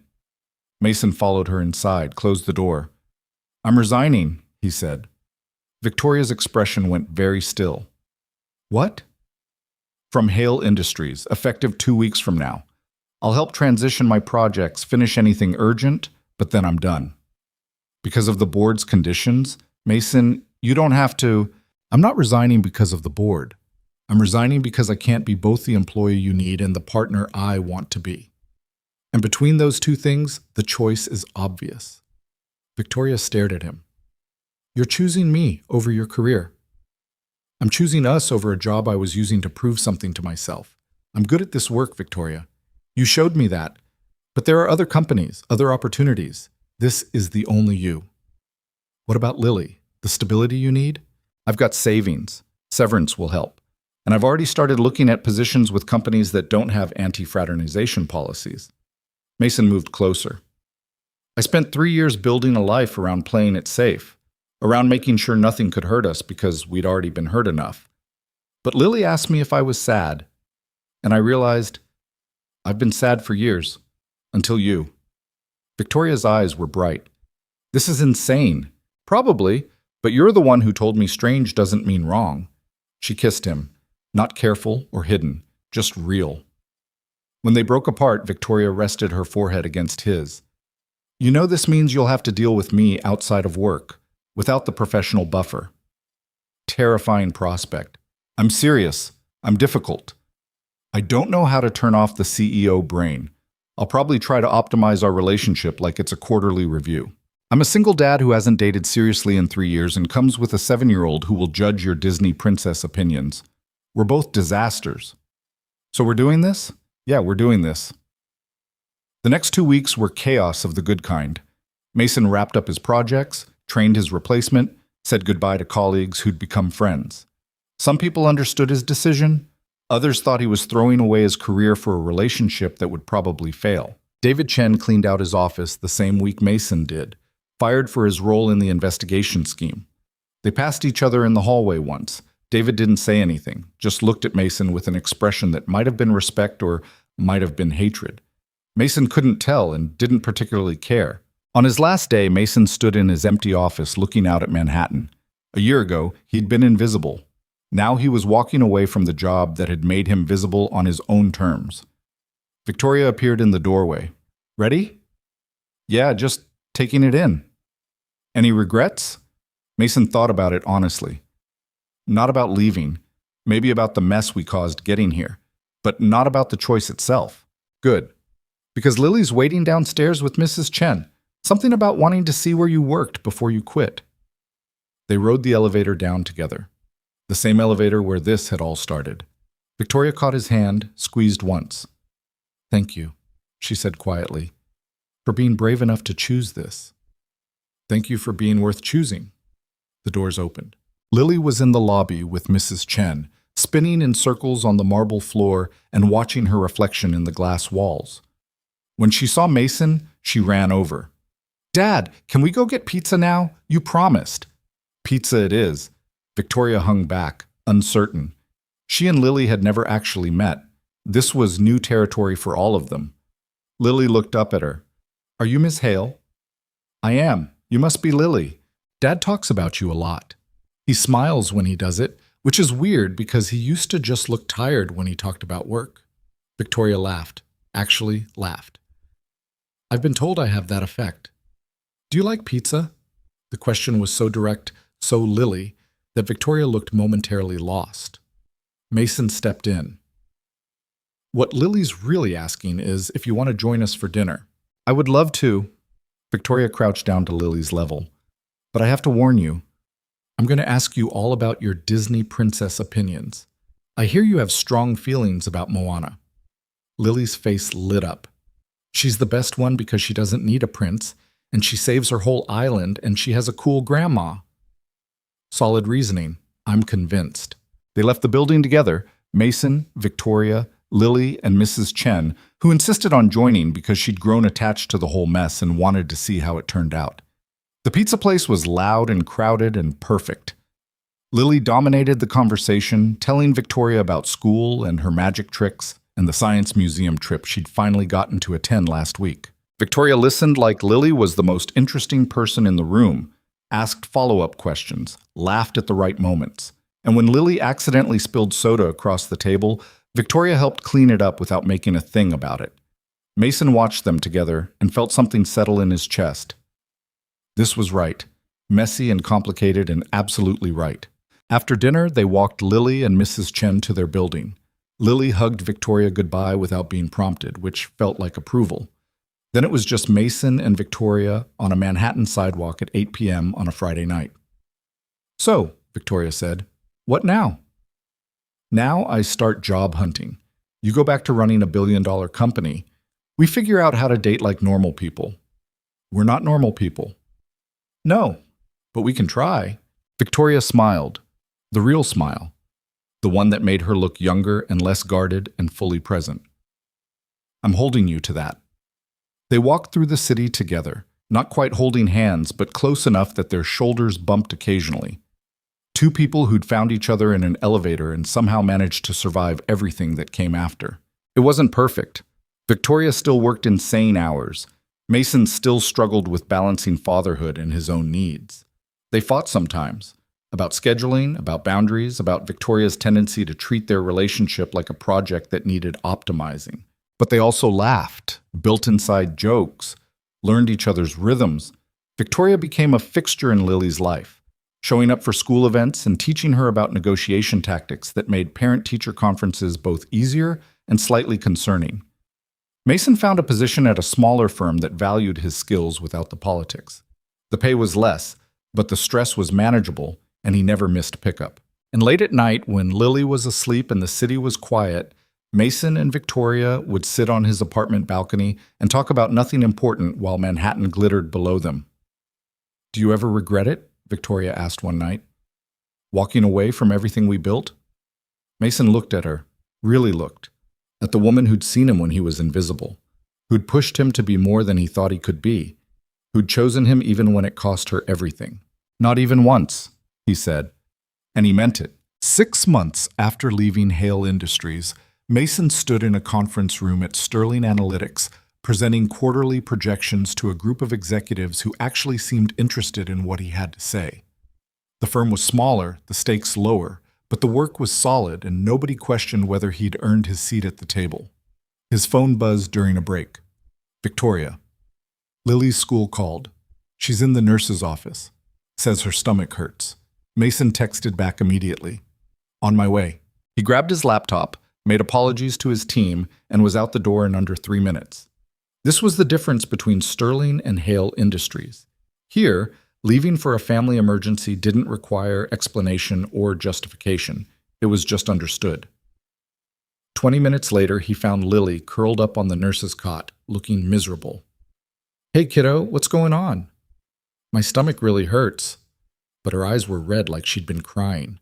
The nurse pulled Mason aside. "No fever, no other symptoms, but she was pretty upset when she came in. Asked specifically if we could call Ms. Hale instead of you." That stung more than it should have. In the car, Lily was quiet. Too quiet. "Want to tell me what's really going on?" Mason asked. "My stomach does hurt." "Lily," she stared out the window. "There's a father-daughter dance at school next Friday. Everyone's talking about it, about what they're going to wear and how their dads are taking them to dinner first." Understanding clicked. "And you don't want to go." "I want to go, but—" Her voice got small. "What if you have to work? What if something comes up and you can't make it? It's easier to just not go than get excited and be disappointed." Mason pulled over. Right there on a random Manhattan side street, he put the car in park and turned to face his daughter. "I have never missed one of your school events since I left Hale Industries. Not one. Not because I'm perfect, but because I learned my lesson about what matters." He reached for her hand. "I'm going to that dance with you. We're going to dinner first. You're going to wear whatever ridiculous dress you want, and I'm going to embarrass you on the dance floor. That's a promise." "You promise promises now, not just regular promises." "I promise promises." Lily's lip trembled. "I don't want you to get a new job that makes you sad again." "I'm not sad anymore, Lily. I'm actually happy. And a lot of that is because I get to be your dad without feeling like I'm failing at it." She launched herself across the console and hugged him hard. Mason held her, the small person who'd been through so much and was still learning to trust that good things could last. When they got home, Victoria was already there. She'd let herself in with the key Mason had given her 2 months ago, a gesture that felt bigger than it probably should have. "How's the patient?" Victoria asked. "Faking," Lily said, then caught Mason's look. "Okay, half faking. My stomach did hurt a little." "Stress stomach ache," Victoria said knowingly. "I get those before board meetings. Hot chocolate helps." She headed to the kitchen like she lived there, which she sort of did now. 3 nights a week at Mason's place, 2 at hers, weekends negotiated based on Lily's schedule and Victoria's work crises. It wasn't conventional, but it worked. Later, after Lily went to bed, Mason found Victoria on the balcony with her laptop, reviewing documents for tomorrow's acquisition meeting. "You know you don't have to work every night you're here," Mason said. "I know, but this deal closes Friday and I want to review the contingency clauses one more time." Mason looked over her shoulder at the screen, immediately spotted an issue with the liability language. That section there. If the acquisition falls through, you're on the hook for the full termination fee. You need to cap it at 30% or negotiate a shared cost structure. Victoria stared at the screen, then at him. "How did you see that in 3 seconds?" "Because I'm good at this. And because you trained me well." She closed the laptop. "I miss having you in meetings. My new strategic development team is competent, but they don't push back the way you did. They tell me what they think I want to hear. That's because you're terrifying." "I'm not terrifying to you." "You're a little terrifying to me. I've just gotten used to it." Victoria smiled, but it faded quickly. "The board approved a major expansion into Asian markets. It's going to mean a lot of travel over the next year. Hong Kong, Singapore, Tokyo, weeks at a time." Mason felt his stomach drop. "How many weeks?" 2 to 3 weeks per quarter. Maybe more if we run into complications. That's a lot of time away." "I know." Victoria looked out at the city. "I could turn it down. Let someone else lead the expansion." "You're not going to do that." "No. But I wanted you to know I considered it." Mason sat beside her. "We'll figure it out. Same way we figured out everything else." "Will we?" "Because this is different, Mason. This isn't late nights at the office or weekend work sessions. This is me being literally on the other side of the world while you're here raising Lily alone." "I've been raising Lily alone for years. I can handle it." "That's not the point." Victoria's voice was frustrated now.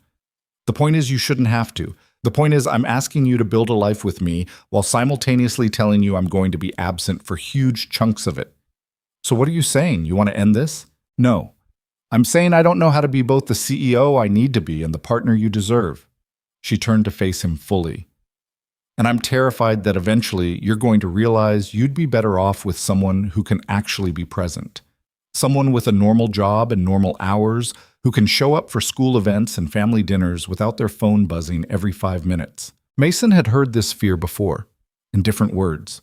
It usually came out late at night when Victoria was exhausted and her guard was down. "You know what Lily said to me today?" Mason said quietly. "She said I'm not sad anymore. That was her metric for whether my life was working, not whether I was successful or impressive or climbing some ladder, just whether I seemed happy." "Are you? Happy?" "Yeah, even with the complications. Even with you traveling half the year and me figuring out how to build a career that doesn't consume my life. I'm happy."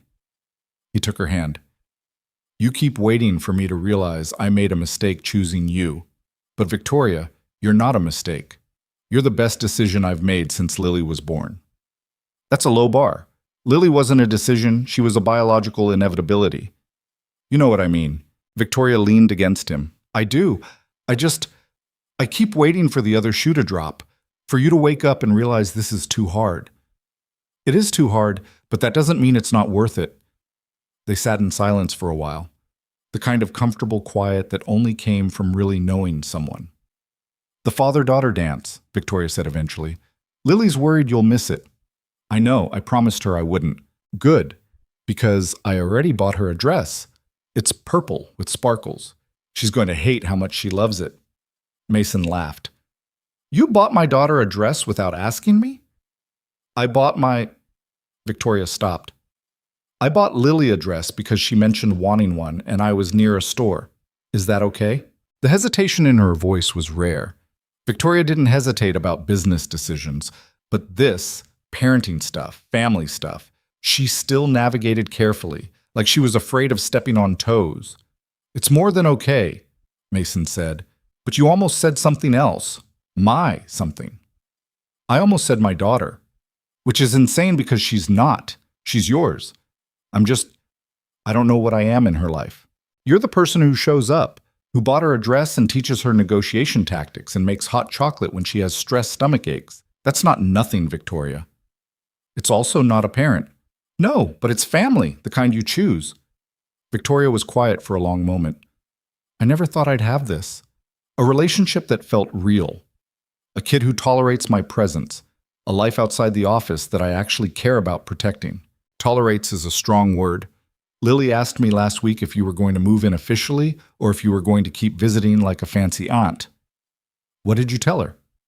I told her that was a question for you and me to figure out together. Mason paused.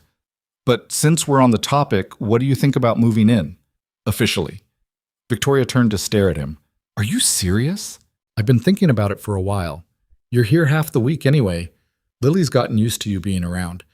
And I like coming home to you, even when you're working, even when you're stressed about some board crisis. I just like knowing you're there. I have a penthouse apartment in Manhattan. You have a 2-bedroom in a building with questionable plumbing. So we get a new place, something bigger, somewhere between your world and mine. That's a huge step.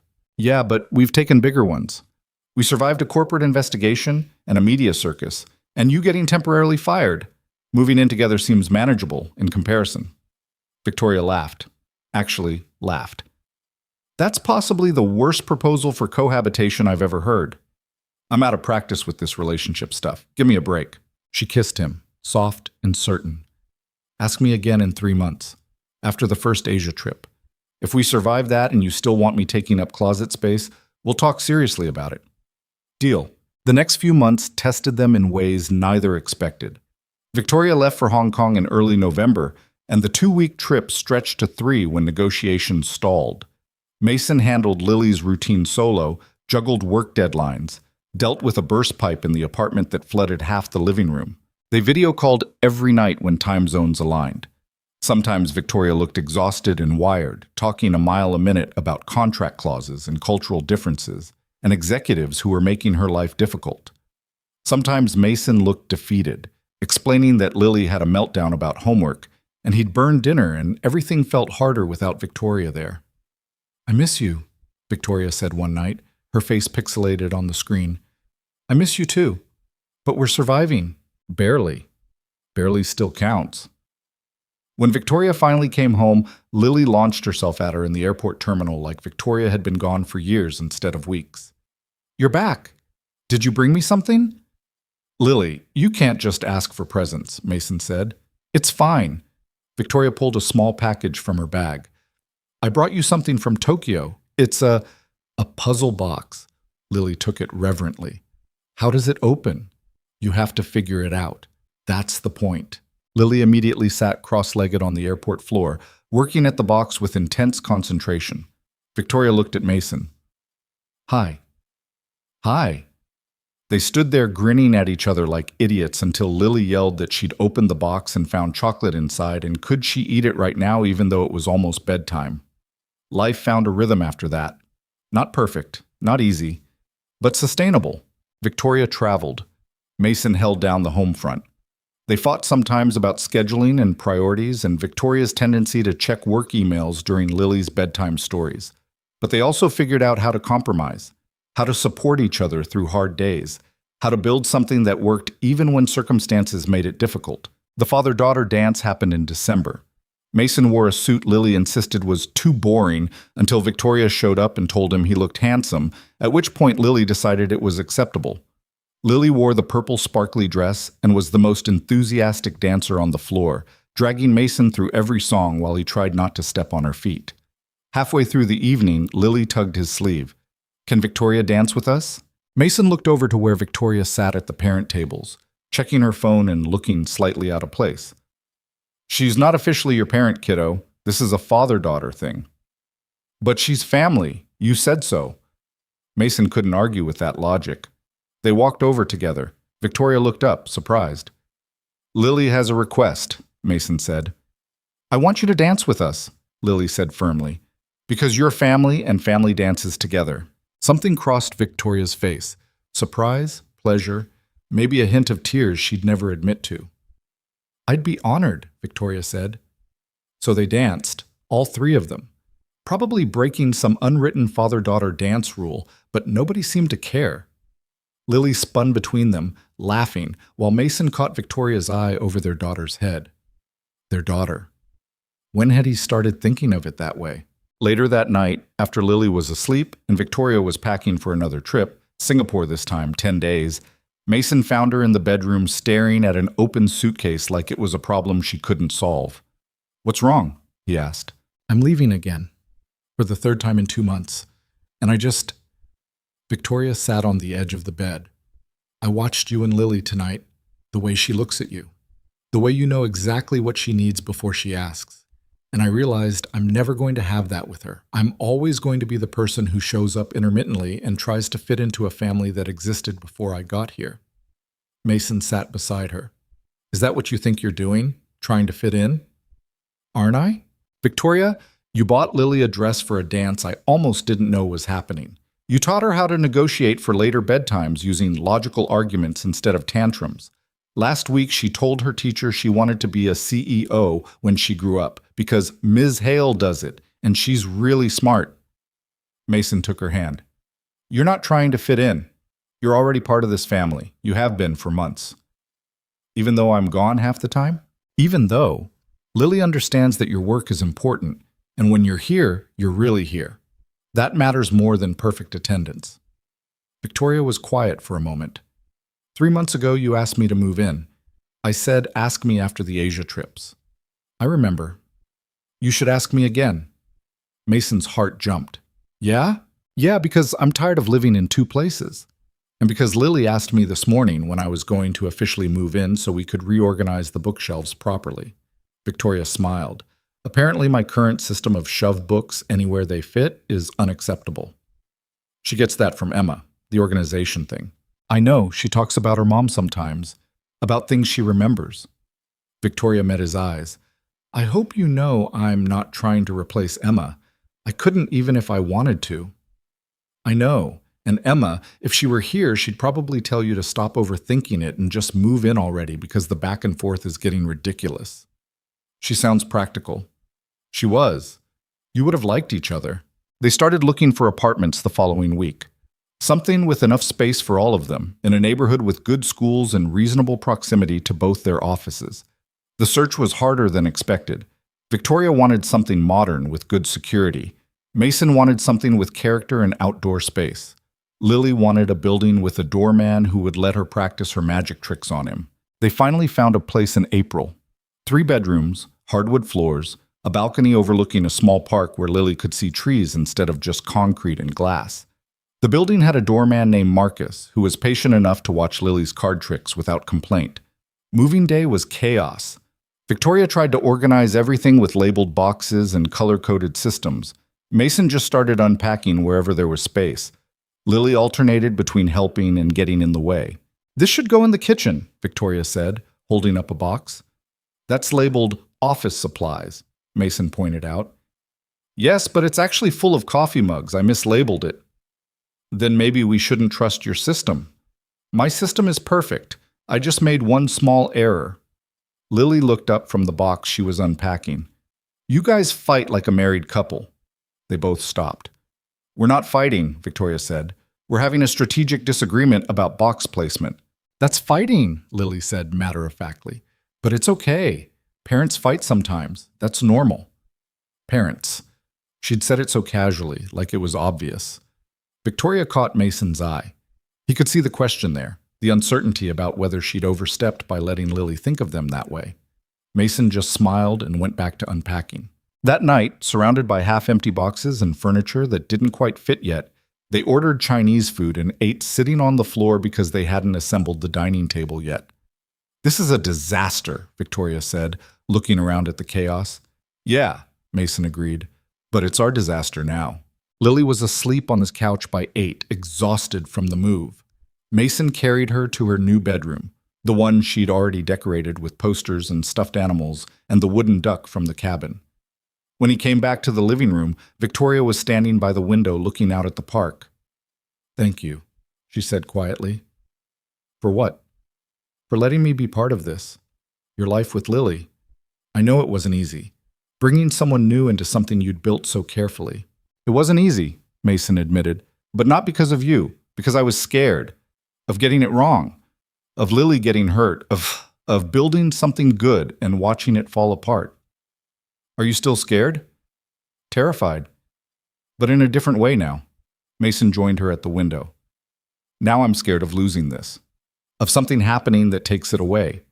But that's just life, right? Being scared of losing the things that matter. Victoria leaned against him. I spent so many years thinking I didn't need this. Family, partnership, someone who knew me when I wasn't being the CEO. She paused. I was wrong. Turns out I needed it more than I realized. We all need it. Some of us just take longer to admit it. They stood there watching the city lights, two people who'd met by accident in an elevator and somehow built something real from the wreckage of their individual lives. The next morning, Lily woke up early and wandered into Mason and Victoria's room. Can we make pancakes? She asked, climbing onto the bed between them. Victoria groaned. It's 6:30 on a Saturday. Pancakes don't care what time it is. Mason laughed. She's got a point. So they made pancakes in their new kitchen, with Victoria following the recipe exactly. While Mason added chocolate chips when she wasn't looking, and Lily supervised from a stool, offering suggestions nobody asked for. It was messy and chaotic, and the pancakes were slightly burned, but Lily declared them the best pancakes she'd ever had, and insisted on taking a photo to show her teacher on Monday. Later, while Lily was in her room playing, Victoria pulled Mason aside. I've been thinking about something, she said. About Lily. What about her? I know I'm not her parent legally, and I know that's a complicated conversation with a lot of implications, but Victoria hesitated, which was rare for her. I want to be more than just your girlfriend who lives here. I want to be someone Lily can depend on, someone who has actual standing in her life if something happens to you. Mason's chest tightened. Are you talking about adoption? I don't know, maybe? Or guardianship? I haven't researched the legal details. Victoria met his eyes. I just know that I love that kid, and I love you, and I want to make sure that if something happens, which it won't, but if it does, Lily doesn't lose everyone. Mason thought about Emma, about the promise he'd made to always put Lily first, about what Emma would think of this woman who'd walked into their lives and somehow made their family bigger instead of replacing what they'd lost.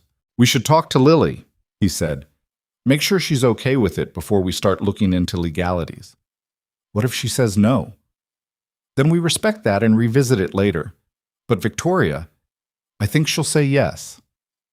They talked to Lily that afternoon, sat her down in her new room, and tried to explain what they were proposing in terms a 7-year-old could understand. Lily listened carefully, asked a few questions about what it would mean, then looked at Victoria seriously. Would you have to come to all my school stuff? I'd want to, but I travel a lot for work, so I might miss some things. That's okay. Dad misses stuff sometimes too. Lily paused. Would I call you Mom? Victoria glanced at Mason, uncertain. Only if you want to. You can keep calling me Victoria, or we can figure out something else. What if I called you Vic, like a nickname? I'd like that. Lily nodded, processing. Okay, yeah, you can be my other parent, but you have to promise to keep doing hot chocolate when I have stomach aches. Deal. They shook on it solemnly, and that was that. The legal process took months, paperwork and background checks, and a home visit from a social worker who interviewed all of them separately. Mason had to provide documentation proving he was Lily's sole legal guardian. Victoria had to demonstrate financial stability and character references. Lily told the social worker that Victoria was really smart but kind of bad at normal stuff like cooking and remembering to eat lunch, but that's okay because Dad is good at that. The social worker approved the guardianship in September. No big ceremony, no dramatic announcement, just signatures on documents that meant if something happened to Mason, Lily wouldn't be alone. Victoria cried when they left the lawyer's office. Actual tears. Mason had seen her cry exactly twice before, once during the investigation when she thought her career was over, and once when Lily had been in the hospital with appendicitis and Victoria had been in Singapore unable to get home for 18 hours. I didn't think this would make me emotional, Victoria said, wiping her eyes. You just legally committed to being responsible for a 7-year-old who thinks magic is a viable career path. That's pretty emotional. She's 8 now, as she reminds me constantly. Even worse, 8-year-olds are even more unreasonable than 7-year-olds. They picked Lily up from school together, like they did most days now. Lily ran over, backpack bouncing, and immediately started talking about a science project involving volcanoes. Can we make one that actually explodes? A big one? Maybe in the living room? Absolutely not, Mason and Victoria said in unison. Lily grinned. Worth asking. That night, after Lily was in bed, Mason found Victoria on the balcony with a glass of wine, looking out at the park. "What are you thinking about?" he asked. "How different my life looks from what I expected." Victoria turned to face him. 5 years ago, I would have told you I'd be CEO forever. That work was enough, that I didn't need anything else. And now?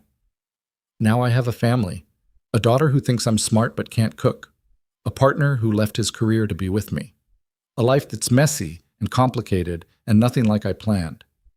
Is that a good thing or a bad thing? Victoria smiled. It's the best thing, even with the complications, even with the parts that are hard. Mason pulled her close. They stood there watching the city, two people who'd survived corporate investigations and public scrutiny and the complicated mathematics of building a family from pieces that didn't originally fit together. A year later, Hale Industries announced record profits from their Asian expansion. Victoria was profiled in business magazines as one of the most successful CEOs of her generation. The articles mentioned her unorthodox personal life, living with a former employee, raising his daughter, maintaining a relationship that had started as a scandal, but the tone had shifted. Now it was presented as refreshing, modern, evidence that women could have both career success and personal fulfillment. Victoria found the coverage amusing and slightly irritating. "They make it sound like I invented the concept of having a family," she complained over breakfast one Saturday. "You kind of did invent your specific version of having a family," Mason pointed out. "Most CEOs don't date their former employees." "Most CEOs are boring." Lily looked up from her waffles. "Can I read the article?" "Absolutely not. It's full of corporate jargon you'd find painfully dull. Is it about you and Dad falling in love?" "Among other things." "That's not boring. That's a good story." Lily took another bite of waffle. "You should tell it better. The article probably makes it sound all businessy, but really it's about Dad being sad and you being lonely, and then you met in an elevator and everything got better." Victoria and Mason exchanged glances. "That's actually pretty accurate," Mason said. "I know. I pay attention." Lily finished her breakfast and stood. "Can Vic take me to the bookstore? She promised last week." "I did promise," Victoria confirmed, "though I'm now regretting it because you'll talk me into buying 6 books instead of 2. That's the point of having 2 parents. When one says no, you ask the other." "That's not how it works," Mason called after her as she headed to get ready. "It's exactly how it works," Lily yelled back. After they left, Mason cleaned up breakfast and thought about Lily's summary of their story. Dad being sad, Victoria being lonely, meeting in an elevator, everything getting better. It was reductive, but true. He had been sad, drowning in responsibility and grief and the exhausting work of being everything to one small person. Victoria had been lonely, surrounded by people, but truly known by nobody. And then an elevator had stopped between floors. Sometimes Mason still thought about that moment. What would have happened if Victoria had taken her private elevator that morning? If he'd been running late and missed that car? If they'd ridden those 43 minutes in silence instead of talking? His whole life would be different, smaller, safer, maybe, but emptier. The apartment door opened. Victoria poked her head in. "Forgot my wallet. Also, Lily wants to know if we can get a dog." "Absolutely not." "That's what I said. But she's developing a very persuasive argument about responsibility and companionship. I think she's been reading my business negotiation books." "That's your fault for leaving them where she can reach them." "Fair point." Victoria grabbed her wallet, then paused. "What are you thinking about? You have that reflective look." "Just how lucky we got, with the elevator stopping that day." "Luck had nothing to do with it. Elevator maintenance schedules are based on usage patterns and mechanical wear. You know what I mean." Victoria smiled, walked over and kissed him. "Yeah, I do. And for the record, I think we're pretty lucky too." She left again, the sound of her heels clicking down the hallway, mixing with Lily's chatter about which bookstore they should try first. Mason stood in the quiet apartment, surrounded by the evidence of their shared life. Lily's drawings on the fridge next to Victoria's work notes. Mason's books mixed with Victoria's on the shelves. Photos from the past year covering every surface. The three of them at the cabin, Lily's birthday party, a candid shot someone had taken of Victoria and Mason dancing at a company event. This was what building a life looked like. Not perfect, not neat, full of compromise and negotiation and moments of doubt, but real, solid, worth every difficult conversation and sacrifice it had taken to get here. His phone buzzed, a text from Victoria. Lily wants to get ice cream after the bookstore. I'm blaming you if she's impossible tonight. Totally worth it, Mason texted back. Agreed. Love you? Love you too. 2 years after moving in together, on a random Tuesday in October, Victoria came home from work looking uncharacteristically nervous. We need to talk, she said. Mason's stomach dropped. Those 4 words had never preceded good news. What happened? He asked. Victoria sat on the couch, patted the seat beside her. The board offered me a position, CEO of Hale International. It's a new division they're creating to handle all global operations. That's incredible. Congratulations. It's based in London. The words hung in the air. London, Mason repeated. As in England, London. As in we'd have to move, all of us, for at least 3 years, possibly longer. Mason's brain stuttered. When? 6 months. They want the division operational by next April. What did you tell them? That I needed to discuss it with my family first. Victoria's voice was careful. Because this isn't just my decision anymore. It affects all of us. Lily's school, your job, everything we've built here. Mason stood up, started pacing. London, that's not a small move. I know. Lily would have to leave her friends, change schools, learn a whole new city. I know. And my job, I'd have to find something new, in a different country with different work culture, and I know, Mason. Victoria stood too, which is why I told them I needed time. Because if you say no, if this is too much, I'll turn it down. You'd turn down being CEO of a global division? I'd turn down anything that meant losing this, losing you and Lily. Victoria moved closer. I've learned that lesson. Work isn't everything, and no title is worth sacrificing my family for. Mason looked at her, at the woman who'd once told him she'd built walls so high nobody could see over them, who'd learned to love a ready-made family and all the complications that came with it, who was willing to walk away from the opportunity of a lifetime because she understood what really mattered. We should ask Lily, he said. They talked to her that night, explained the opportunity, what it would mean, the changes it would require. Lily listened carefully, asked questions about London, about whether they had good bookstores and if she could still video call her friends from New York. Would we all go together? She asked finally. Yes, Victoria said. All of us or none of us? And would we come back eventually? Probably, after a few years. Lily thought about it. Can I sleep on it? Of course. The next morning, Lily came to breakfast with a list. Actual written list of pros and cons, organized by category. Mason recognized Victoria's influence immediately. Okay, Lily said seriously. Here's what I think. Cons. Leaving my friends, new school, different country. Pros. Adventure, learning about new places, getting to see Big Ben and the Tower of London, and she looked at Victoria. You'd be happy. You like your work. This would make you happy. Lily, you don't have to make this decision based on what I want, Victoria said. I know, but you're my parent now. Parents are supposed to be happy too, not just kids. Lily set down her list. I think we should go, but only if Dad agrees.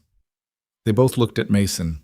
He thought about the life they'd built in New York, the apartment they'd finally made feel like home, his job that was steady and manageable, the routine they'd established. Then he thought about what he'd learned over the past 3 years, that the best things in life often came from taking risks, that building something worth having meant being willing to rebuild when circumstances changed. That home wasn't a place, it was the people you chose to stand beside. I think we should go too, he said. Victoria's face lit up. Really? Really, but I have conditions. Name them. We find Lily a good school before we commit. You promise to be home for dinner at least 4 nights a week, and we keep the New York apartment, so we always have a place to come back to if London doesn't work out. Done. All of it. Lily pumped her fist. We're moving to London. We're moving to London, Victoria confirmed, looking slightly stunned that it was actually happening. The next 6 months were chaos of the productive kind. Selling Victoria's Manhattan penthouse, finding renters for their apartment, researching schools in London, dealing with work visas and international moving companies, and all the bureaucracy that came with relocating a family across an ocean. Lily handled it better than either adult. She researched British slang, started watching BBC shows to get used to the accents, made a countdown calendar on her wall marking days until the move. Mason's firm was supportive, helped him find a position with their London office. The job was similar to what he'd been doing, but with slightly more responsibility and considerably better views. Victoria was back in full CEO mode, traveling between New York and London constantly to set up the new division. But she kept her promise about family dinners, about being present when she was home instead of just physically there while mentally at work. They moved in March. The London apartment was in Kensington, walking distance from Lily's new school and close to Victoria's office. Modern, but with character. Big windows overlooking a small garden square where kids played football and dogs chased each other in circles. It's smaller than New York, Lily observed on their first night, standing in her new bedroom. Yeah, Mason agreed. Is that okay? Yeah, it's cozy, like the cabin. She was right. The place had a warmth their New York apartment had taken months to achieve. That first year in London was an adjustment. Lily struggled initially at her new school, missing her friends and feeling like the weird American kid. Mason navigated a new workplace culture where people were polite but reserved until you proved yourself. Victoria worked insane hours getting the international division operational, but they made it work. Lily found friends who thought her American accent was cool and taught her cricket in exchange for baseball lessons. Mason earned respect at his new firm by being competent and not trying to prove he was the smartest person in the room. Victoria built a division that exceeded everyone's projections and proved she could lead on an international scale. And on weekends, they explored London together. Museums and markets and hidden parks, fish and chips by the Thames, day trips to countryside villages where Lily could run around in fields while Mason and Victoria held hands and pretended they weren't both exhausted from the week. One Saturday afternoon, almost exactly 3 years after that elevator had stopped, they were walking through Greenwich Park when Lily ran ahead to see the Royal Observatory. Victoria caught Mason's hand. Do you ever regret it? Regret what? All of this. Leaving your job at Hale, moving to London, building a life that's way more complicated than it needed to be. Mason thought about the man he'd been 3 years ago. Invisible. Drowning. Convinced that survival was the best he could hope for. Not even a little bit, he said. Even when it's hard? Especially when it's hard. The hard stuff is what makes it real, Victoria smiled. That's very philosophical. I have my moments, Lily called from up ahead, waving for them to hurry up so they could see the prime meridian. They walked faster, catching up to their daughter at the line that divided the eastern and western hemispheres. Lily insisted on taking photos with one foot in each hemisphere, declaring herself internationally balanced. That's not what that means, Mason said. It's what it means now, Lily insisted. They took the photo anyway.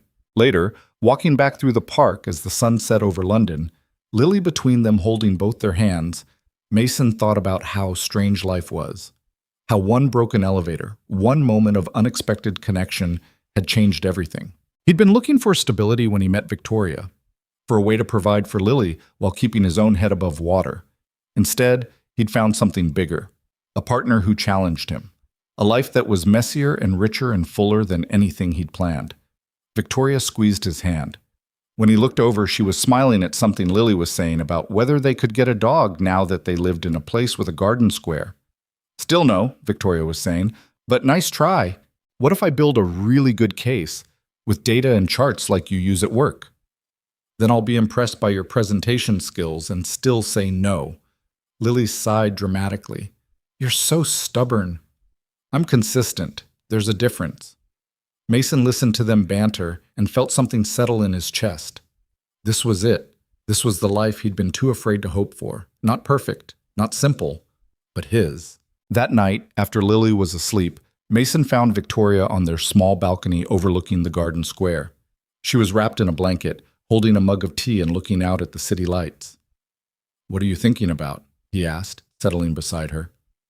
How different everything is from 3 years ago. How terrified I was that first day in the elevator with you. You didn't seem terrified. I was having a panic attack. I just hide it well. Victoria leaned against him. I kept thinking about how if anyone found out I'd lost control, even for 40 minutes, it would undermine everything I'd built. All that fear over nothing. Not nothing. You were vulnerable in front of someone. That's scary. It was the best thing that could have happened because you didn't treat me differently after. Didn't act like I owed you something for witnessing a moment of weakness. You just saw me, the real me, and liked what you saw anyway. Mason kissed the top of her head. I more than liked it. I know. That was the scary part. They sat in comfortable silence, watching the square below. A couple walked past holding hands. A man was walking his dog. Normal people living normal lives in the same city where they were building their extraordinary one. Do you think we'll stay here? Victoria asked. In London? I don't know. Does it matter? Not really. As long as we're together, you, me, and Lily, the location is just geography. Mason thought about that. About how home had changed definition over the past 3 years. It wasn't New York or London or the cabin upstate. It was wherever the three of them were, making it work, building something that mattered. Yeah, he said, just geography. They stayed on the balcony a while longer, two people who'd met by accident and fallen in love on purpose, watching their city sleep while their daughter dreamed of dogs and adventures and all the possibilities that came with being 8 years old in a world that felt full of second chances. Inside, Lily's room was quiet except for the sound of her breathing. The wooden duck from the cabin sat on her nightstand next to a photo of Emma that Mason had given her when she asked about her mom.